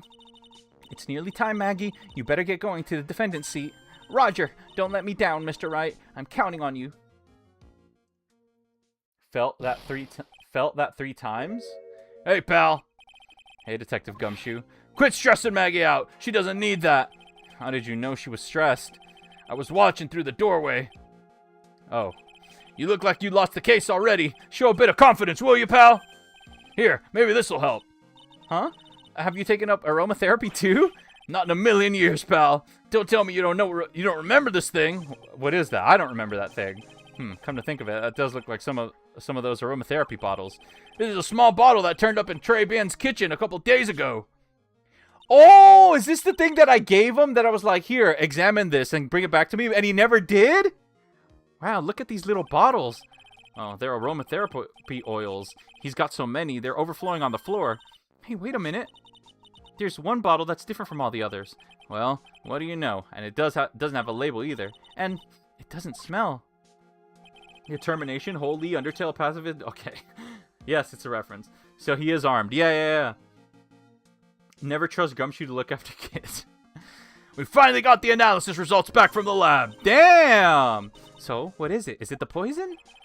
I'm afraid not, pal. It isn't? It's medication. Medication? Yep, for ears. Topical use only, apparently. Oh, so it's useless? For ears? You mean... Yep, it's the medication Glenn Elg was using for his ruptured eardrum. Oh, wait, no, it's not useless. Wait. What was Glenn Elg's ear medicine doing in the kitchen? Victim's ear medicine found covered in unidentified fingerprints in kitchen. Covered in unidentified? You didn't bother to dust the thing for prints? The police had it, and they're like, nah, we don't need the prints. That's not relevant. Fun fact, this case was originally supposed to be for the second game. I think you said that before, but how do people know these things? What about these unidentified fingerprints? Anything on that? Someone screwed up, so they only had time to analyze the contents of the bottle. Another hour they might have gotten something on the prints, but... That's going to weaken the impact as this piece of evidence. Oh, okay. Okay, pal. That's it. Make sure your defense is impregnable today. Got it? Today's trial. I'm going to expose that guy for what he's done, or my name isn't Phoenix Wright. I wonder how Francisco would have interacted with fake Phoenix if this case wasn't Justice for All. That would have been funny. Phoenix? Holy Ace Attorney reference? Oh, it is. Court is now in session for the trial of Maggie Bird. The defense is ready, Your Honor. Ready and waiting, as always, Your Honor. Developer interviews? Ah, that's cool. I might watch some when I finish the trilogy. Very good. And we'll get underway at once. Yesterday we heard the testimony of Mr. Victor Kudo. He claims to have witnessed the defendants putting a powder into the victim's coffee. However, the witness's testimony was plagued with a number of problems. The mark on the rim of the cup shows that the victim drank it with his right hand. But according to the old man's testimony, he picked it up with his left hand. Thank you, Mr. Godo. Furthermore, according to the witness's account, the victim was listening to the radio with an earpiece in his left ear. Yet the victim's left eardrum was ruptured, which made him effectively deaf in that ear. It's amazing how many contradictions a single case can have, huh, Nick? Sadness, do you know Valhelm? Sadness. Allow me to enlighten you, Your Honor. The world, you see, keeps turning, and we must turn with it. You lost me already, Mr. Godo. Don't let the mysteries of yesterday mystify you today. Only losers think like that. You've got to change with the times. That's one of my rules. Are you implying that you've resolved these contradictions? You know the answers to these riddles? The old guy just wasn't throwing seeds in here. He was throwing us off the scent. Victor might be a little easily distracted, but at least he doesn't like kids, unlike most characters in the series. Most characters? I only remember one character explicitly being into young kids. And today, I'll prove it. Very well. Let the first witness take the stand. And you are? Oh, bonjour, everyone. I am Jean Armstrong, the owner and head chef of Très Bien Restaurant. Enchanté. Look at him standing. I love him. Forgive me for asking, witness, but are you a woman? Judge! Oh la la, monsieur. As you can see, I am le pert et perky gentleman, no? On the day of the incident, you were in Trebian's kitchen. Isn't that right? Only one? Big Top had a couple, no? Big Top is the only one I can Oh, no, you're right. It wasn't only one. Yeah, several of them were... Oh, God. Oh, God, yeah. You're right. We see you, monsieur. Everything feels right. I remember everyone during that case was telling me, like, yeah, just don't look at what's her name's profile. Huh. Wow, he's totally unfazed. Doesn't anything intimidate this guy? Very well. Your testimony, please, witness. Please tell the court what happened the day of at Trébien. Oui, volunteer. Judge Butts. Butts? Larry? I know Larry's a creep, but was it ever explicitly stated? You know what? I don't know if I want to have this combo. When it all happened, there were 2 customers in my restaurant. I remember I was experimenting with some new art decor that day. Like having a large mirror between la tables, for example. Oui, perhaps that is what la old man was looking at. La cup, la earpiece, and la glasses. It would have seen everything in reverse, no? I gotta lock in. I'm like locked out here. Mirror? Oui, un grand mirror. La most enormous mirror. Is there happiness? I actually do know someone named Happy Bird on YouTube. What? And suddenly the mystery disappears. Like I said, the world keeps turning, so roll with it. That would explain the coffee cup and the earpiece conundrum. A mirror would have made everything appear back to front. Oh! What the heck? It's way too early in the morning for this to be happening to me. There was a mirror? Now then, Mr. Wright, you may begin your cross-examination. If you show him the profile for Maya or Pearls... Oh, Larry? Oh, God. When it all happened, there were 2 customers in my restaurant. Okay. And who were the 2 customers exactly? Mace, of course, la young man who died. And la other, not so young man. But what about the girl? You're referring to yesterday's witness, I presume. What about the other man Maggie says she saw at the table? Other man? Oh, yeah. The other man plus the girl that Maggie said was there. Something tells me Mr. Armstrong isn't planning to disclose his existence. We need some hard evidence first before we can bring him up, don't we? Don't we? I guess I'll just have to try a different approach for the time being. I remember I was experimenting with some new decor that day. I gotta connect to some random Wi-Fi real quick. You're experimenting with art decor? How come I never heard about that before today?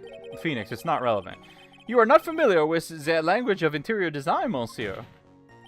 Please stay on topic. Now, why didn't you tell me about this before? But I did, just a few moments ago. Excuse me, Mr. Armstrong. This deco you mentioned, are you referring to some sort of decorature? No, art deco. It's like a style of design, Your Honor. He's talking about the interior design. Walls, ceiling, carpets, that kind of thing. Ah, yes, of course. That deco. I was trying to achieve a more effeminate look for my restaurant. I was planning the most bold remodel of la decor. Yeah, that's not relevant. Like having a large mirror between the tables, for example. Between the tables? How big of a mirror are we talking about here? Buff! Something about 4 meters wide and about 2 meters high. Let's see. If 1 meter is about 1 yard, holy glass in a frame, that's huge. I was intending to install it on the ceiling eventually.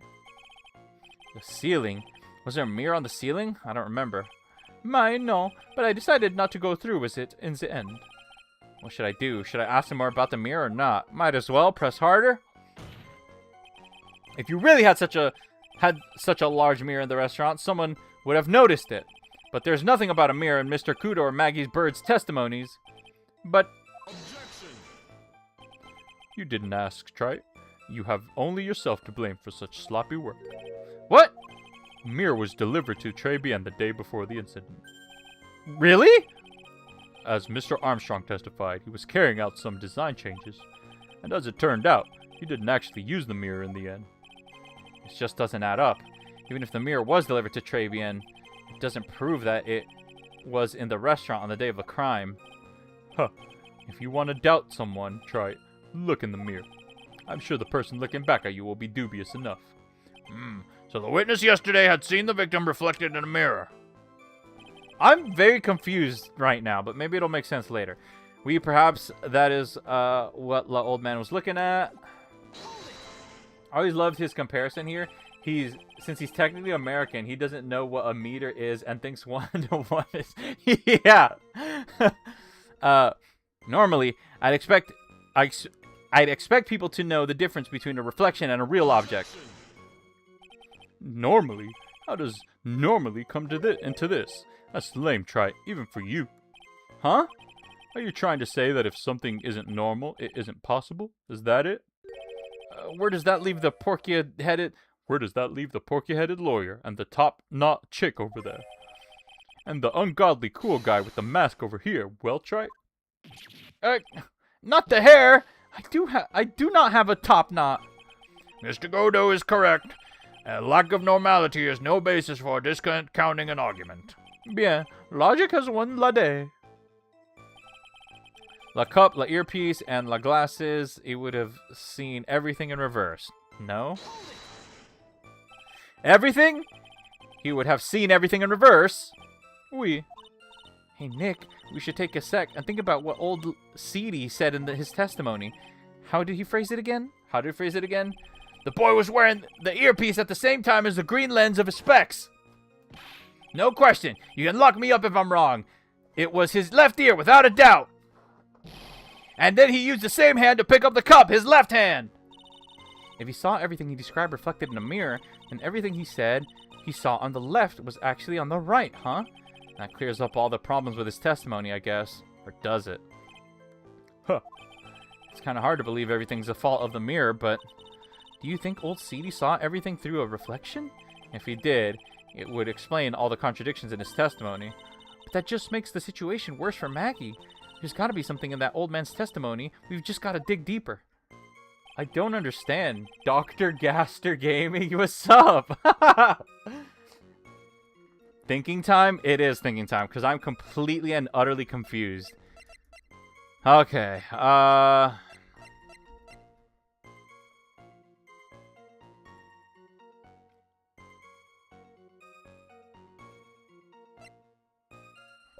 I have absolutely not the slightest idea. Let's see.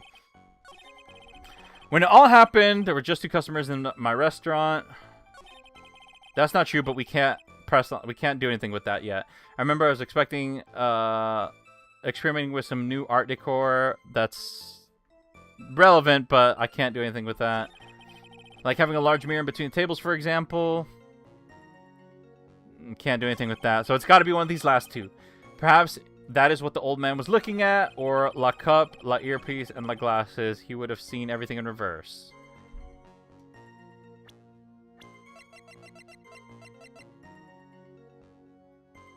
Program wore an HMD over his left eye. Eardrum was ruptured.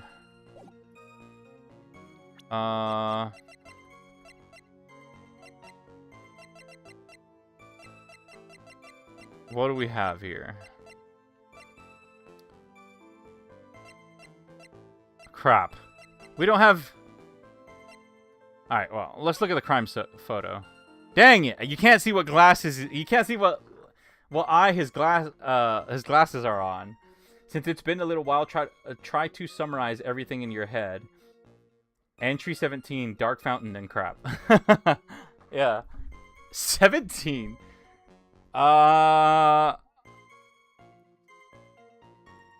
It has been a long while.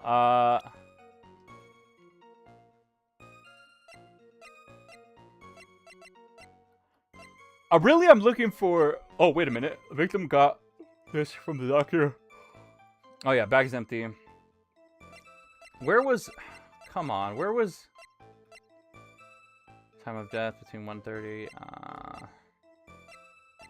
Dang it. There's nothing to tell me. There's nothing to tell me here what, like... whether the glasses or the earpiece or the cup. I guess I have the cup. He would have seen everything in reverse. And he said that it was his left side, because that's where he was sitting. When in doubt, present the badge. You got this, A-Dee? I don't know. But that adds up, because that would mean that... Wait. Wore an HMD over his left eye. But...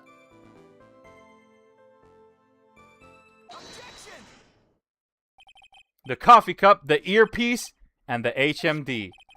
Let's think back over Mr. Kudo's testimony for a second, shall we? Holy crap!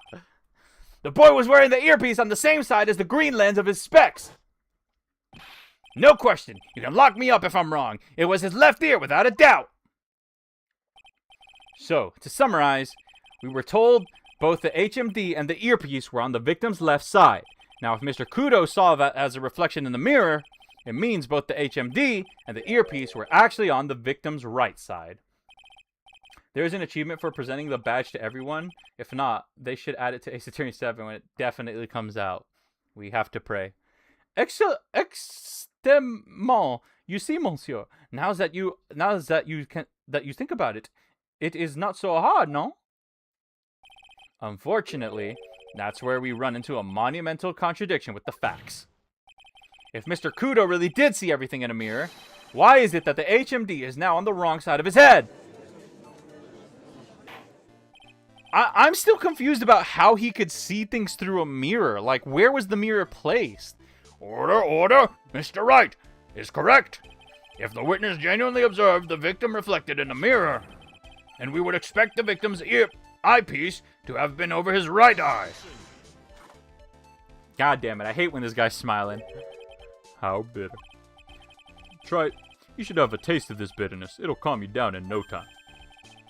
Are we talking about your coffee or something completely different? You don't understand the way the witness thinks. How he thinks? You remember this, I presume? Oh no. I broke the vase. I broke the vase. Sorry. Apology. Mr. Kudo's sworn testimony? Exactly. The old man has one very grievous habit, other than throwing seeds. The more of an impression something makes, the more muddled his mind makes it. And that's the most striking thing. And what's the most striking thing about Mr. Elg? Clearly, it's the victim's eyepiece. And that's my point. The old man strikes again. Mr. Elg's HMD made a big impression on the old man. Is he cooking? I hope. Come to my shelter. I can give you the Wi-Fi password. I saw the earpiece and those newfangled spectacles he was wearing. Oh yes, they were both on his left ear, don't you hear? His left ear. Ha, well, try. That's the worst, but the best impression of Kudo ever. Wow, I really thought he was old-seated there for a second. Godo's good. Enough! I must agree that yesterday's witness was irresponsibly rash in much of his testimony. Bad luck, Nick. Looks like the boil of contradiction you just found is a rash. Why?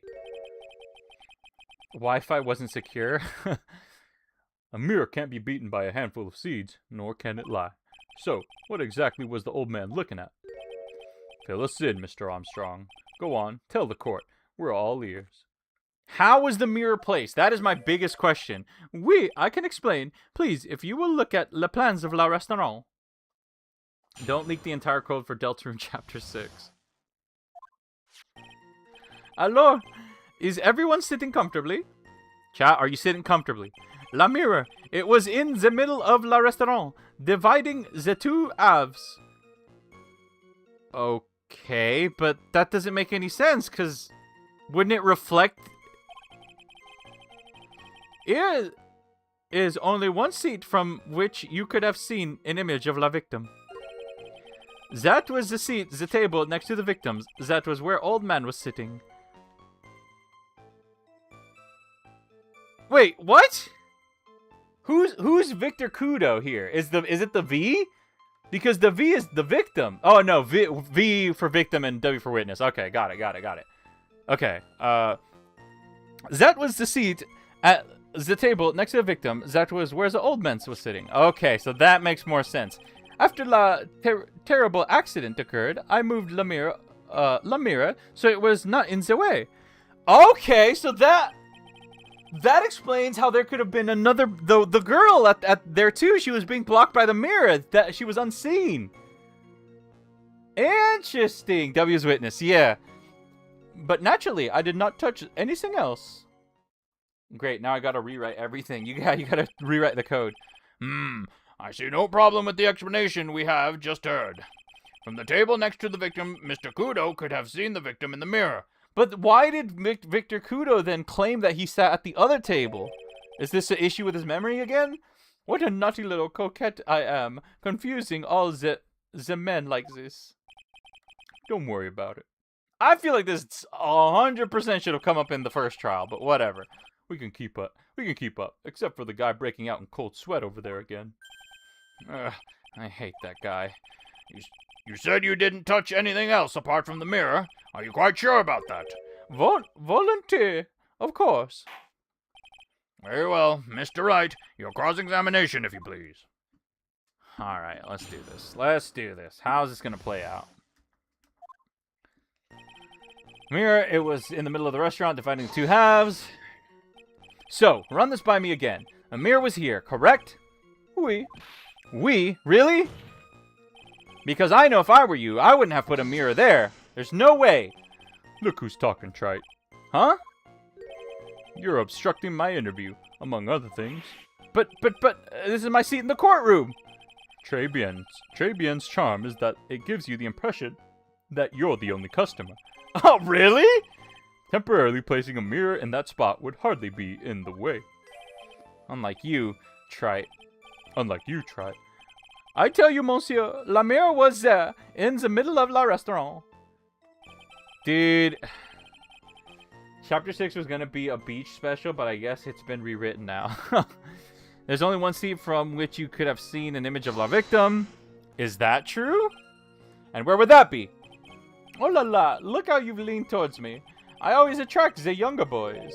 Maybe I should keep you in suspense a little longer. Mr. Armstrong, tell the court what you know at once. I attract the older ones too, you know. Handsome. Shall I tease you too? The judge didn't say no. I'm already seeing a very hot someone, so I'm afraid you'll be waiting for a long time. Really now? I bet she has mocha cream skin and cappuccino perfume. Bien, I will tell you. There was only one seat from which you could have seen. That seat...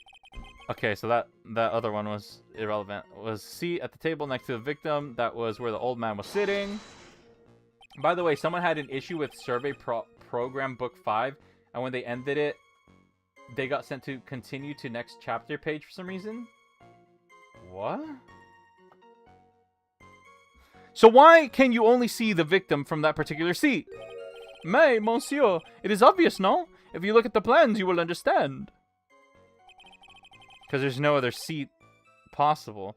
La victim would have been reflected in la mirror, like so. If you were sitting at la table next to him, you would have seen everything, no? You know, he's French, but not everything in French is feminine. There are some masculine objects in French. So, and he uses la for everything. So, like, it's kind of... Does he really know French? Is he just faking it? So that's the seat old Seedy was sitting in on that day when the poisoning happened. The old man was sitting at the table next to the victim. Why does that seem kind of odd? Why does that seem... I mean, does it seem odd? After a terrible incident occurred, I moved the mirror so it was not in the way. Did you move the mirror while Mr. Kudo was off calling the police? Oui, exactement. I carried it out of la restaurant then. You moved a huge mirror like that all by yourself? What can I say? I know how to pick things up, handsome. Kodo actually laughed at something. Well, given the witness's physique, I suppose it is possible. Did you move anything else from the crime scene, Mr. Armstrong? I look like the Do I look like the obliging type? No? I'm gonna find Toby's alt account. What do you think? Where is BD A-Dee? It's weird. I feel like I would have heard that joke 100 times already, but I think that might be the first time I've heard that. But naturally, I did not touch anything else. Are you sure about that? I touched nothing except la mirror. Mr. Wright, is there something a witness said that doesn't match the crime scene? Yeah, there is. I just can't put my finger on what exactly. Huh. Suffering from a case of heartburn, try.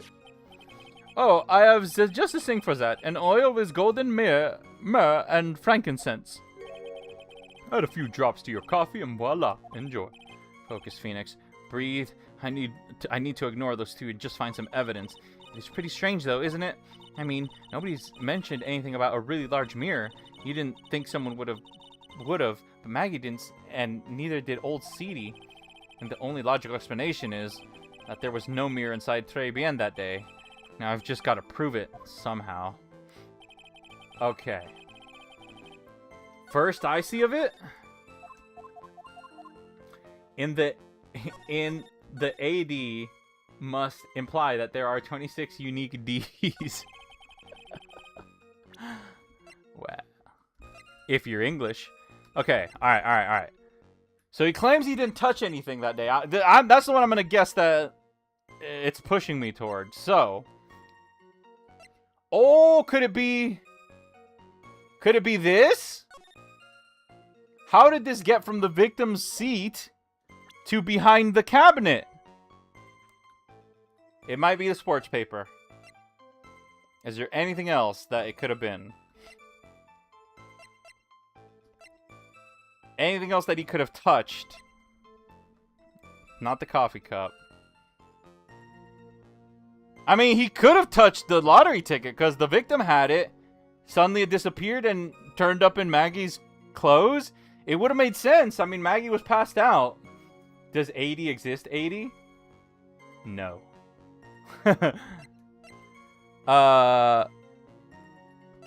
Same for the potassium cyanide.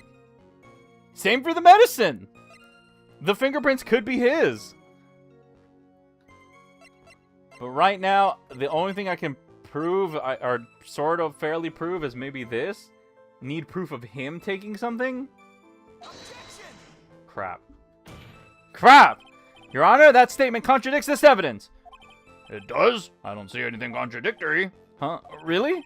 Objection denied. Try to think before you make accusations, Mr. Wright. Whoops. That didn't go well. Alright, I'm saving. I am saving. Watch out for Goner D. The paper doesn't prove that he did it. Maybe someone else did it later. Okay. Proof that he did something.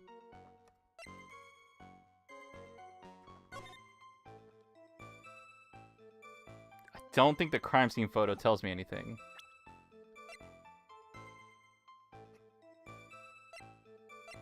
Proof that he would have done something? Why do I still have this? Was I supposed to give this? Crap.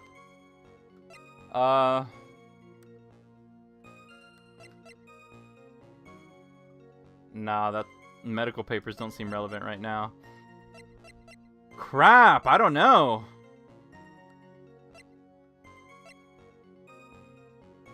Oh, wait, could it be a what if isn't enough?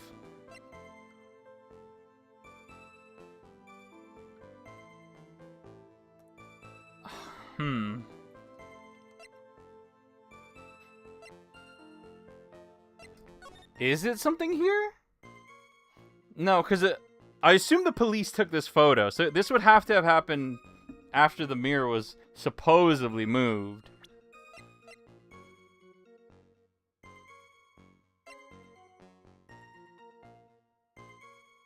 Has a small pocket but big stains.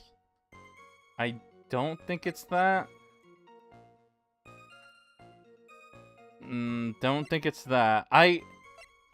What could it be?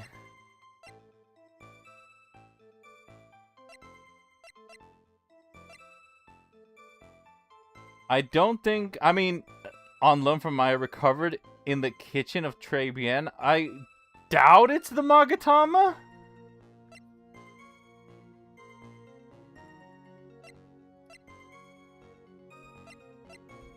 How? What? It's impossible. It's really hard. How do you always skip it? As a terrible incident occurred, I moved the mirror so it was not in the way. So, I'm assuming I'm on the right, like, phrase. Alright. I hate when I have to do this, but I'm gonna go through every single one. All at one at a time. Here we go. It's not the attorney's badge. That was on me the whole time. Buffering. Not the Magatama. I tried the sports paper. It's not the sports paper. Magazine clip article says I was trounced and my client was found guilty. It's not that. Job listings. Nope, not that. It's not the lunch special. Is it? I mean, maybe the victim was eating something and maybe it disappeared? I don't know. Maybe. He didn't move a scooter. I doubt it. His contract doesn't seem relevant, I don't think. When the incident occurred, I broke the vase at my seat. I'm sorry. Wait a minute. The vase is still there! That's it! Wait, but... Okay, alright, I was about to say, is it the photo? Holy crap, I got it! Dude, going through them one at a time, I hate it, but holy hell does it work. Your Honor, Mr. Kudo's words yesterday strongly contradict Mr. Armstrong's testimony. This is the letter of apology that was written by Mr. Kudo, is it not? I don't know, but he may have skipped it. The food disappeared, wow. Yeah, it could have been the food, it could have been. I realize it looks useless, Your Honor, but this is still testimony. Huh. I guess useless people are only really good at identifying useless things. What relevance does this scrap of paper have to do with the trial, Mr. Wright? Mr. Kudo's testimony is actually very relevant to the question in hand, Your Honor. Because it very clearly contradicts with this piece of evidence. The photo. Photo taken of a crime scene in your kitchen. There we go. Yeah, that's it. I ain't even scared. This piece of evidence contradicts with the testimony we have heard, Your Honor. The crime photo? Since I shattered into space and time, I took advantage of that and took the food. Sorry, God.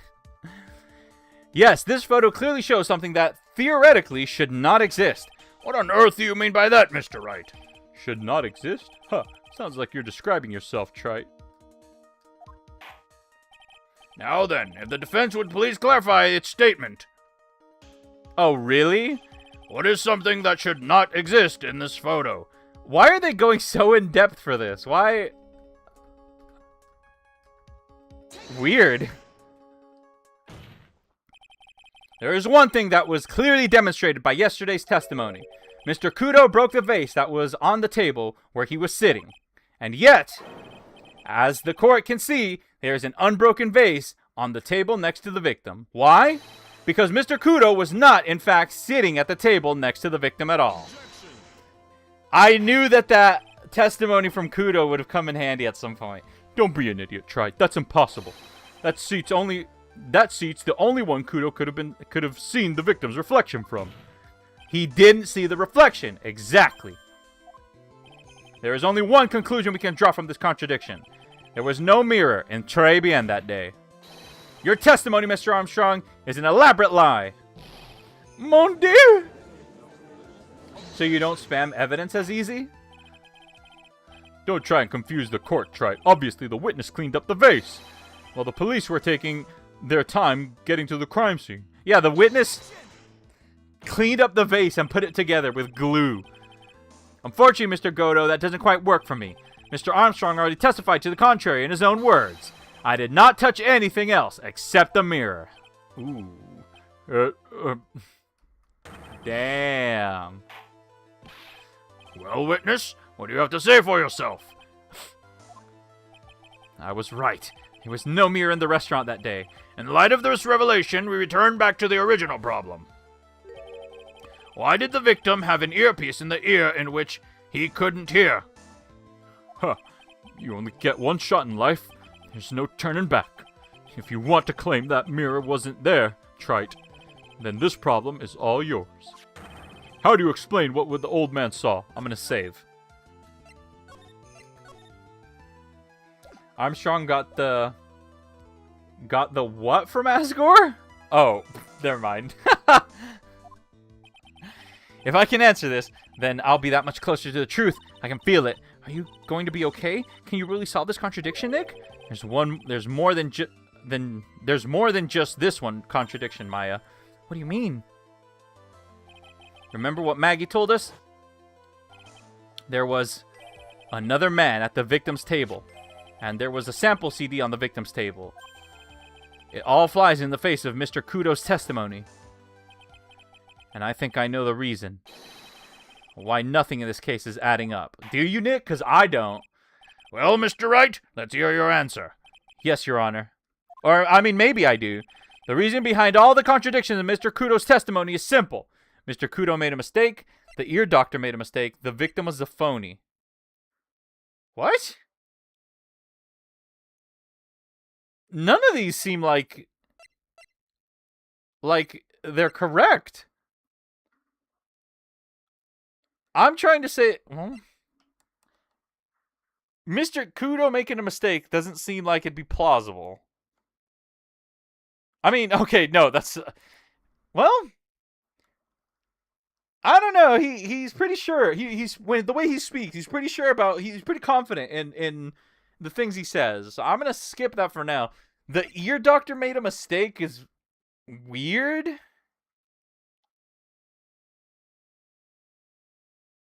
The victim was a phony.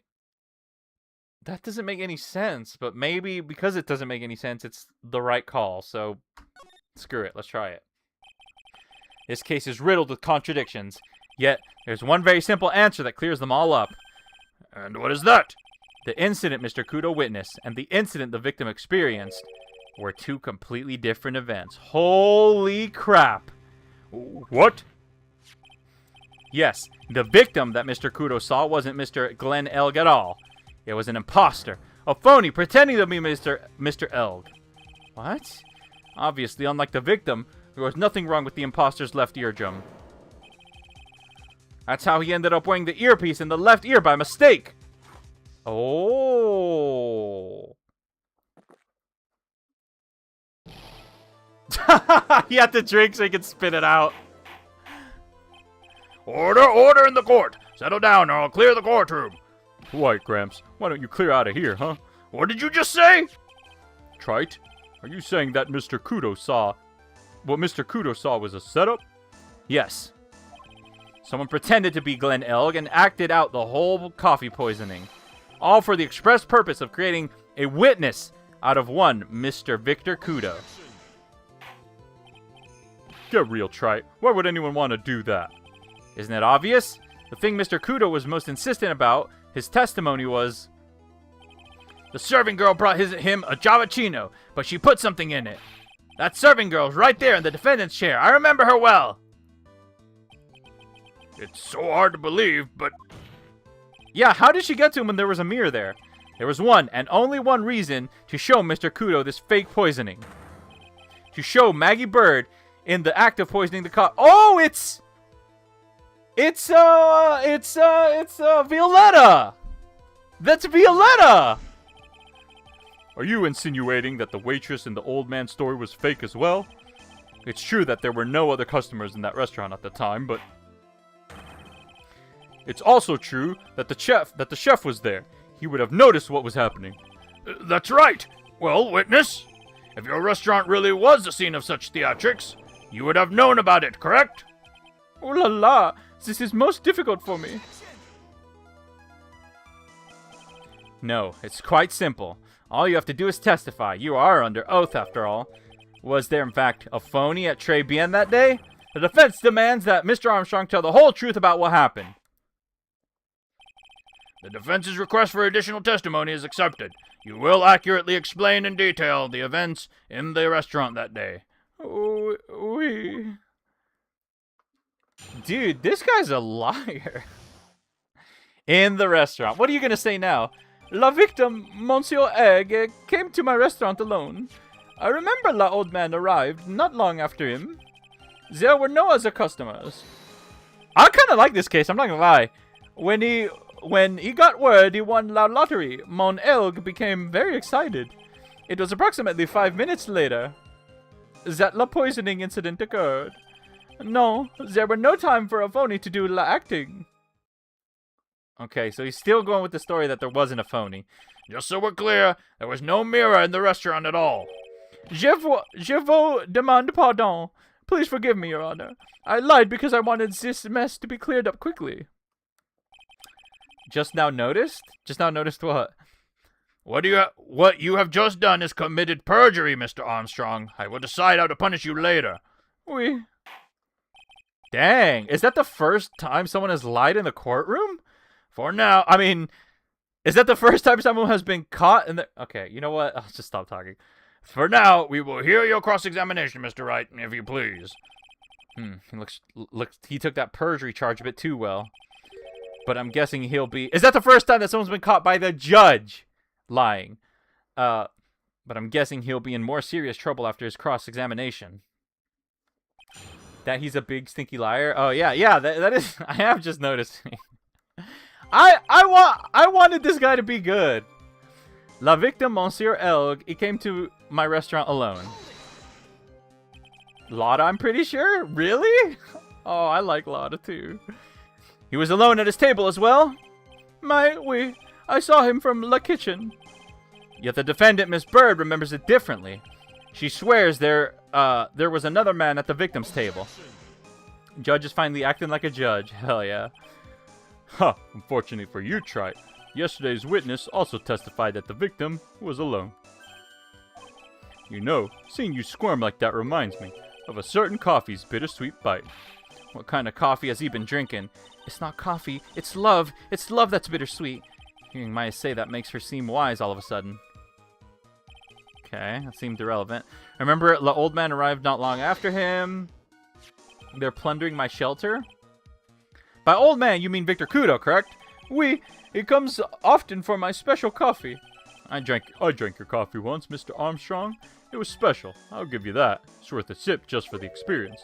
Oh, you make me so happy, monsieur. You are most welcome anytime. I said it was worth one sip and nothing more. So old Mr. Kudo arrived at the restaurant around the same time as the victim. Maybe I should ask about his arrival in more detail. Don't ask anything. How many minutes after? What time was it? What time was it? That seems pretty important. Out of curiosity, about what time was it when Mr. Kudo arrived? Oh no, I cannot remember, monsieur. I believe we were told by witness yesterday. The crime scene was reported about 2:25 p.m. by a kind of scary old man, sir. Does that perhaps jog your memory, witness? The incident happened about 20 minutes after he arrived. So the victim must have arrived between 2 o'clock and 2:10, no? Just after 2, huh? Thank you for your help in jogging my memory, monsieur. You are wonderful. Ha ha ha! I can't sit here all the time and do nothing now, can I? Damn, the judge being useful? The time of day will be added to the witness's testimony. Oui, monsieur judge. Everything I do it for you. Merci bien. That's French, isn't it? Ha ha ha. I'm glad at least one person is in a good mood. He's even humming a song to himself. I remember the old man arrived not long after him, just after 2 p.m. Is that consistent?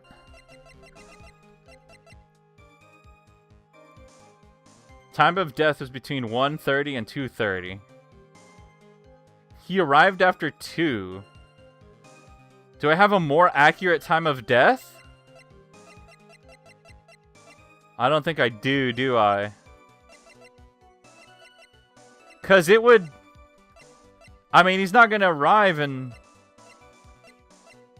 see the death occurring. 1:30 and 2:30? Just after 2 p.m. Alright, well, I'll press on it anyway. Mayhaps you do? Can these two make out already? Who two? I'm sure there's art of whoever you're referring to making out online somewhere. Are you absolutely sure about the time? When I think really hard, I am sure it was just after 2. Oui? It is la time I stopped serving at lunch menu. Quite right. I always break for lunch when the restaurants are serving their specials. I've been known to wind up a case early just to make it on time. Ha ha. I guess you should never get between a hungry judge and his lunch. Oh, would you look at that? It's almost lunchtime already. Witness, get on with your testimony, please. Welcome back, Sean. There were no other customers. So your only customers were Mr. Kudo and the victim. How many times do you need to ask the same thing, Try? You never catch me drinking the same blend twice. Huh? Really? You're trying to establish the presence of phony victim in the restaurant, but you're wasting my time. You're wasting your time. You can't grind bird seed to make coffee, if you catch my drift. But there's a hole in the testimony somewhere, I'm sure of it. When he got word he won the lottery ticket, Elg became very excited. Okay, I mean, that's probably true. Did you see him? No, I was in the kitchen, but I heard him. I remember him shouting, "Yes, $500,000! Presumably the defendant heard that too, then, correct? Maggie? She looked like a poor little frightened dove. And what about Mr. Kudo? The old man choked on some bird seeds that got stuck in his throat. It seems we now have yet another incident on our hands. Do we? It's approximately 5 minutes later that the poisoning incident occurred. He keeps ripping the petals off the rose. And what were you doing at that point? Without any customers, you must have had time to kill. I am multi-talented woman, monsieur. Sorry, what do you mean? There is a renowned chef, Jean Armstrong, and la tragic poet, Clarence Armstrong. Clara? Clarice? Oui, I was writing a poem, and an angry tale of a chef in $500,000 of debt, looking for a man who's won $500,000 out on a lottery. It is called Pourquoi? It means why. Perhaps I could recite it for la cour? Please don't. I wonder who cleans the courtroom? Well, you janitor, I guess. No, there was no time for a phony to do the acting. You mean you contacted the police as soon as the incident occurred? I asked the old man to call from la payphone. By your own argument, Trite. The purpose of this phony victim's performance was so the old man could see it. In other words, once the incident occurred, this opportunity would completely disappear. Indeed. Bien. It seems la shadow of doubt has been lifted, n'est-ce pas? I guess Mr. Armstrong is connected to the case, huh? Absolutely. Someone was impersonating Mr. Elg, and I refused to believe he was oblivious. He was there the whole time, after all. But if you're right, wouldn't Maggie have noticed too?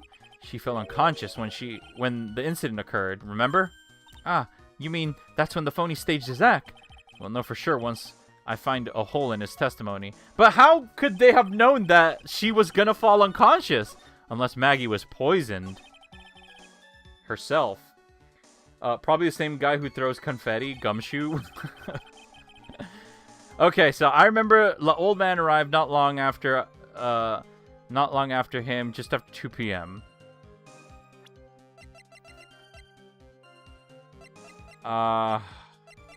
Do I have anything else here linked to time of death?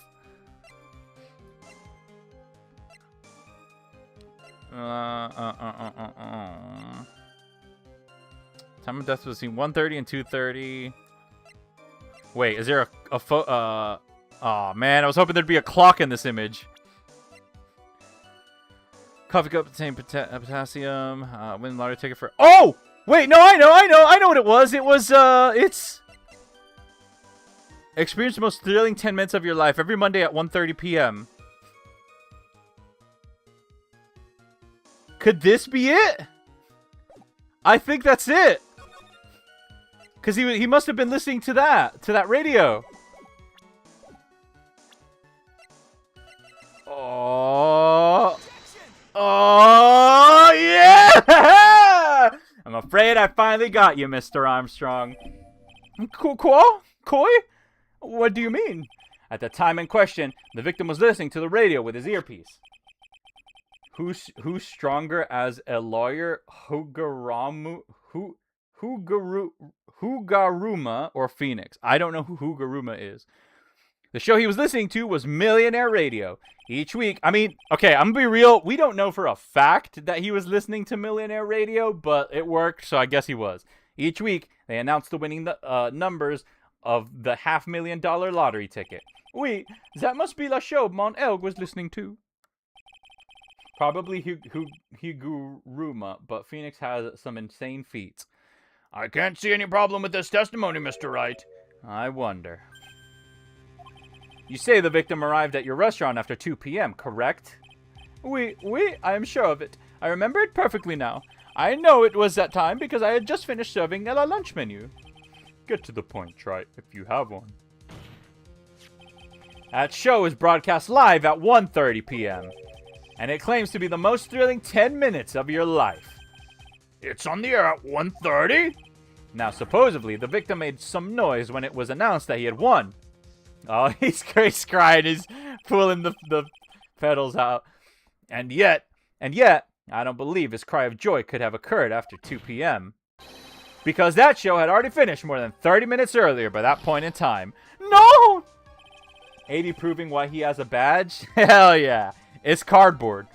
This victim we've been told about has done nothing but the impossible.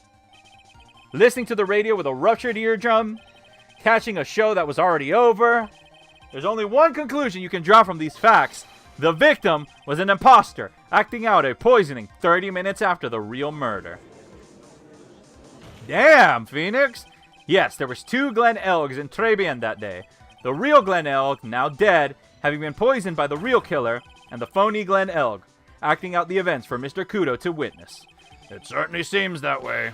I mean, if that wasn't the case, how could you explain the time discrepancy?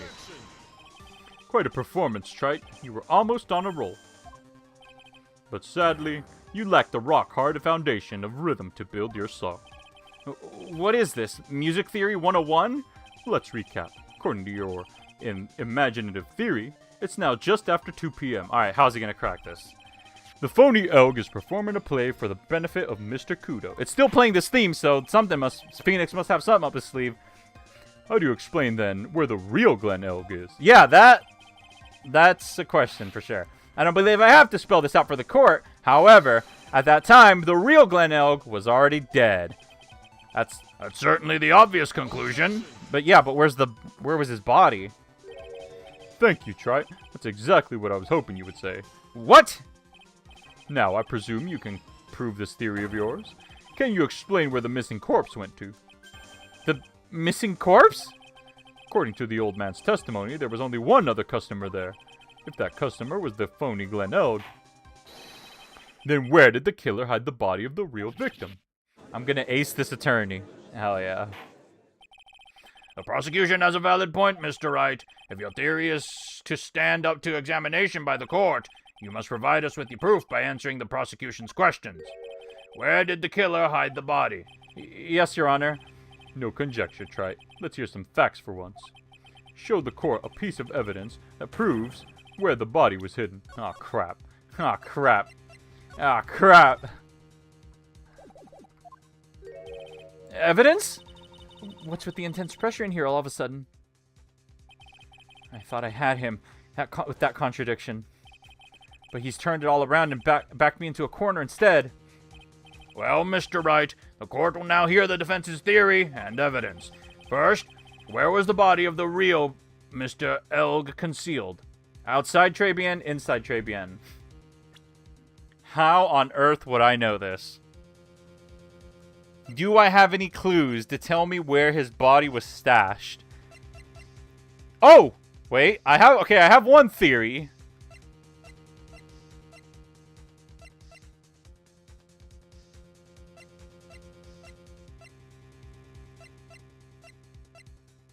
I have a theory, but I don't know how I would prove it. Time for A-Dee to prove how ace he is? Oh, no. Using your big brain? Oh, no! Well, I'm really glad I saved right before this.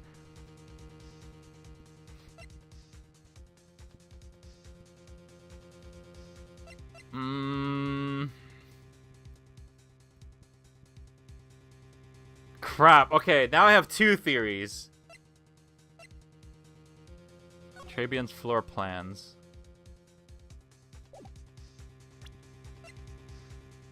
Alright, I'm gonna go... I'm gonna bluff. I'm gonna do the old Phoenix right, and I'm gonna bluff and just hope it works out for me. I'm gonna say inside Tribulation. It would have been too dangerous to take the body outside. Obviously, the body must have been somewhere inside Tribulation. So my original theory was it was gonna be outside in the park or something, hidden in like the children's play areas. But it seems like it probably is inside. It makes more sense for it to have been inside. Interesting. But where could a body have been hidden inside the restaurant? In the kitchen? Perhaps you would care to show the court on these plans, Mr. Wright. Yes, Your Honor. The kitchen is my only... The exact location where the body was concealed. Or the exact location where the body was concealed was... Two theories here. Either under the table... Wait, can I look at evidence? No, I can't. Either under the table or in the kitchen. Which would make more sense?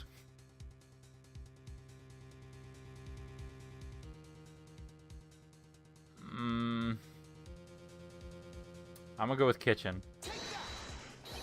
The body was hidden here! I see. Nice supposition. But the real question is, can you back it up? Yeah, this is the bit. This is the part where I'm screwed. Phoenix has lied the most in the courtroom with all his bluffing, yeah. Where's the evidence that proves the body was hidden in that location? Dude, I don't know. I think I'm gonna make some random Pippins a goner.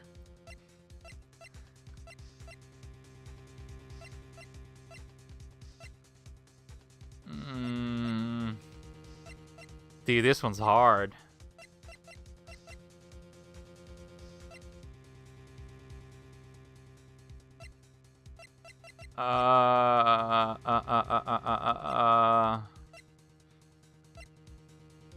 This stuff isn't relevant yet. I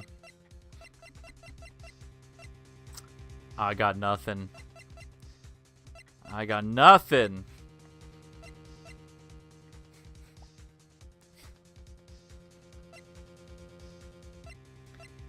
Okay, I might need some hints on this one. This one's really tough. I don't know. I might as well fail this now. Because you were in the kitchen. Too bad. I don't think you'll ever grasp the real heart of rock and roll. What are you talking about? He means that your evidence is irrelevant, Mr. Wright. Come on, Nick. You've got to think it through. Feel the beats, and then hit him with some heavy metal. Okay, I need to calm down and get my facts straight. What should I do now? Start over, pick another location. What did you find in the kitchen? I found my Magatama. Perfumes. Knives.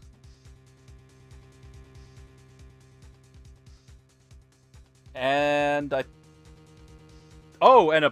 his poems, I guess. I don't think any of that is relevant though.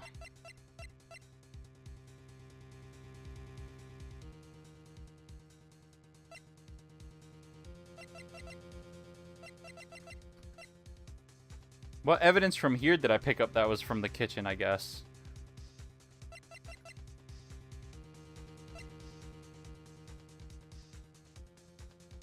I don't think anything.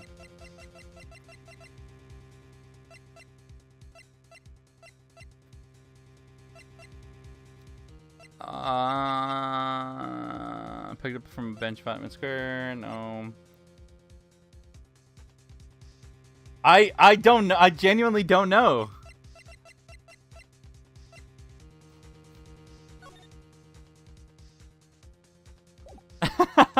Damn it, those 3 dots. Well, you teasing me.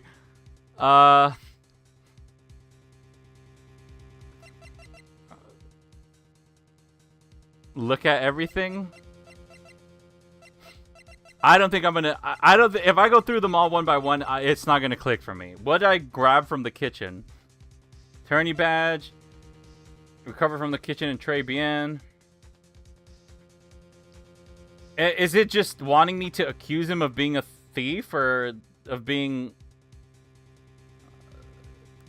ill-natured or something? I don't understand. Sports paper was not found in the kitchen. Not relevant. Pick up from a bench, not relevant. The lunch special, probably not relevant. No, not the moped. Jean's debt is $500,000. The owner of the loan is tender lender. I mean, another thing that maybe is relevant. Maybe I don't know. Blueprints of a crime scene, not relevant. Guns autopsy report. No. Crime photo, probably not. You need proof. Why is chat losing its mind? I don't know. Not vibes. Proof of where the body was at. Like, how would I prove that? How would I prove that a body was in the kitchen? How do any of these things prove that a body could be hidden there? Coffee contained potassium cyanide covered in... No. Worn by Maggie? No. No. Victim's prescription bag? No. And then everything from here on out is irrelevant. Yeah.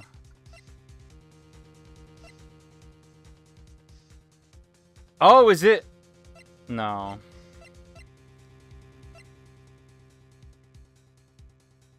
Cranial surgery. Payment was due last year. No. Ear medicine found and identified. Oh! Wait! No, that's it! This is it! This is it! Surely! Oh, pick another location. Damn it. That's it, surely! That's it! That's it! Right? Surely that's it! Oh! Mr. Armstrong, do you recognize this bottle? Dude! God damn it. I'm like, oh, I'm never gonna find it if I go through them one by one. You're like, you will, you will. God damn it, I did. No, no, no. I have never seen that ugly bottle before in my life. I only use the very best bottles, monsieur. It's higher quality only for me. Where was that bottle found, Mr. Wright? Interestingly enough, Your Honor, it was found in the kitchen of Trey Bien.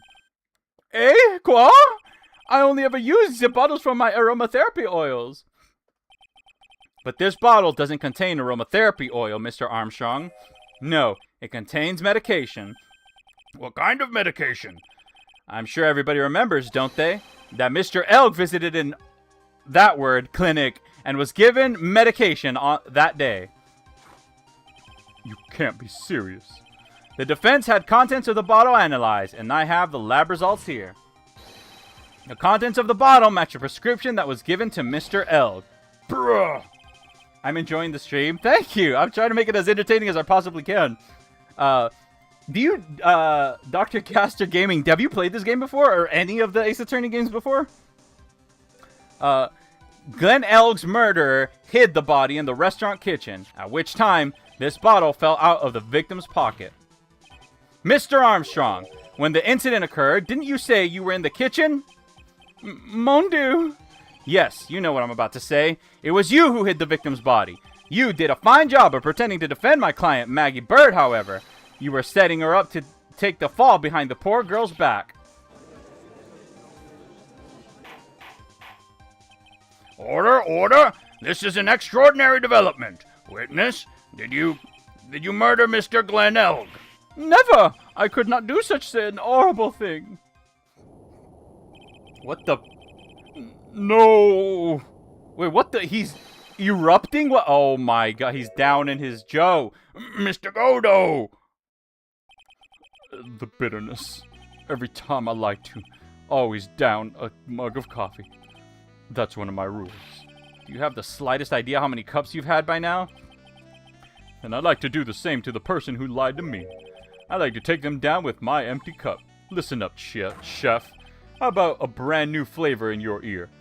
My H-deficient friend. Je vous demande pardon, please, you must hear me out. It is a trap, listen to me. Por favor. Yo hablo español, Mr. Armstrong, and por favor is Spanish. I'm only going to ask you once. Did you do it? No, absolutely no. Let's hear it. You've got one shot, right, Gramps? Witness, the court will permit you one chance to make one final statement. If you lie under oath again, Mr. Godot's coffee mug awaits you, as does my gavel. Oui, it is clear. What do they always say in the movies? I've had a bad feeling about this. Very well. Begin your final testimony, Mr. Armstrong. Okay. I am very, pretty proud of myself that I worked out that last one, because that seemed like really difficult.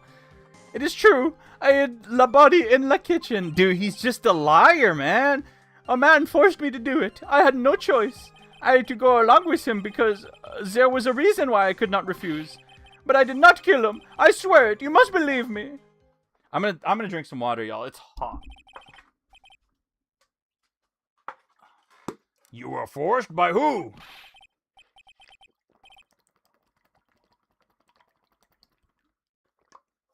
Oh my god, it's so hot. I cannot say, or I will be erased. Let's try a different question then. He just admitted that somebody's threatening him in a courtroom. When Mr. Elk died, was he really the only person at his table? There was another. There was another man. Gotcha. I knew it. Maggie was telling the truth. You may cross-examine the witness now, Mr. Wright. There's just one more thing I need to do. I gotta break this guy and get him to tell us the name of the real killer. The confession. I'm getting close to needing to end stream. I need to. I gotta. But I know that there's so much left of this case because look, there's all this evidence that has gone unaccounted for, and it's like, when will it become relevant? You know. It is true. I hid the body in the kitchen. Did you carry a body by yourself?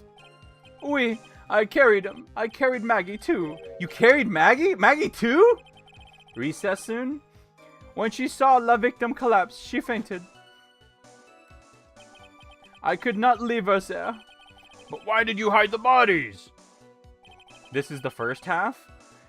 A man forced me to do it. I had no choice. What man? Who was he? No, I cannot say. I fear for my life. He's really scared. You just have to put the words in his mouth, Nick. Yeah, you're right. If you won't tell me, I'll tell him. But why would you not go along with this man? Wait, so is it the game telling me to present the man during that?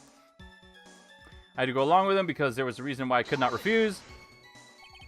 And what reason would that be, Mr. Armstrong? You know, monsieur. Yes? Surely you cannot expect a young maiden to talk about such embarrassment. A maiden? You're a bit old to get away with that.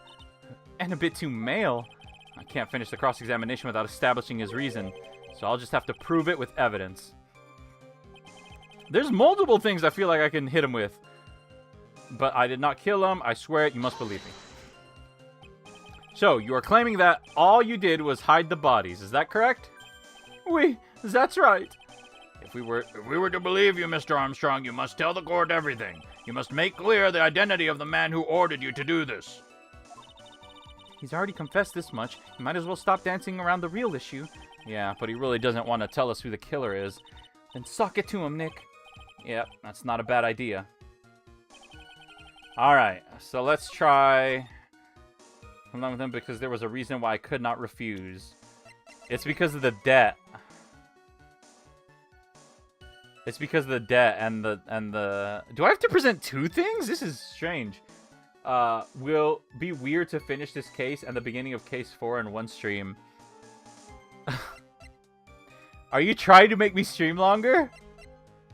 I'll do it, but I'm pretty sure that I would do it, but I'm pretty sure it's gonna be long. I'm gonna go long into the night for you, Depression, because I'm not gonna finish it early. Like, I'm sure there's a lot to it. You know, oh crap! Before I try anything, I am gonna save.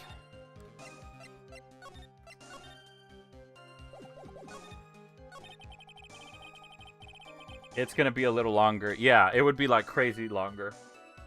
I think it's gonna have to play out the other way. All right, I had to go along with it because there was a reason why I could not refuse. Let's try the contract. Depending on the 80 factor. Yeah. You have $500,000 debt, don't you? $500,000? Is this true, Mr. Armstrong? Oui, je suis désolé. I was weak and I borrowed la money. This is Mr. Armstrong's Achilles heel. And that's why you couldn't refuse anything asked of you by this man.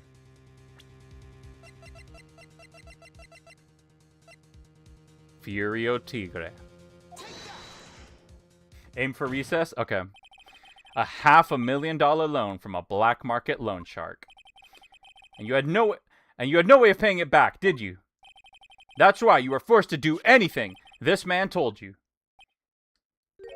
Oui, it is as you say. Mr. Armstrong, La Tigre, he told me he was going to use my restaurant for the business rendezvous. On the day in question, he was meeting la victim to demand that repay his loan. I don't know why it happened like that. I just did what they told me to. I had no choice. I carried la body and la inconscient Maggie out of la dining area and into the kitchen. After that, I just tried to forget what I'd seen. I think we can now safely say, I think the man who forced your hand was Mr. Furio Tigre. So, okay, so we know we know it was him. And even Armstrong is testifying that he was involved. Let's go after this guy. I do have one further question for you, Mr. Armstrong. The poison and the lottery ticket that were found in the defendant's apron pocket. Was that your doing as well? No, I knew nothing about that. Making it look like it was Maggie who had done it. I was not. It was despicable. Okay, interesting. I thought that was gonna be him. Mr. Godo, you will summon this Furio Tigre as a witness. I doubt that can be arranged today, so we will adjourn for now. Proceedings will continue tomorrow. Tomorrow? Thirsty 30 minutes. Thirsty. What? Trial will go on. I'll see to it myself. I need half an hour to get the guy on the stand. Not a minute more. Really? How the... Don't sit back and relax yet, Trite. No one knows if the chef is really telling the truth or not. This trial could go either way. Very well. Your request is granted, Mr. Godo. Perfect hydration reminder, yeah. We will resume once Mr. Tigre is ready to take the stand. Until then, court is adjourned for 30-minute recess. To be continued. All right. Oh my God. So yeah, it is gonna have to be like that. It's gonna have to be. I start the end. I complete this case in the next stream. But yeah, that's gonna be it for me. So thank you all for watching. Thank you all for coming out. It's gonna be funky. Yeah, it's okay. I've done stuff like that before. This case is good. I'm not gonna lie. I'm enjoying this case. I really am enjoying Trials and Tribulations. Of all the Ace Attorney games I've played, this one's a banger. Like, this one has some really good cases in it. Genuinely. I stream every Saturday, so if you want to come back, Gaster, next Saturday would be the time. I hope you all have an absolutely fantastic evening, night, whatever it is for you. And goodbye, everyone.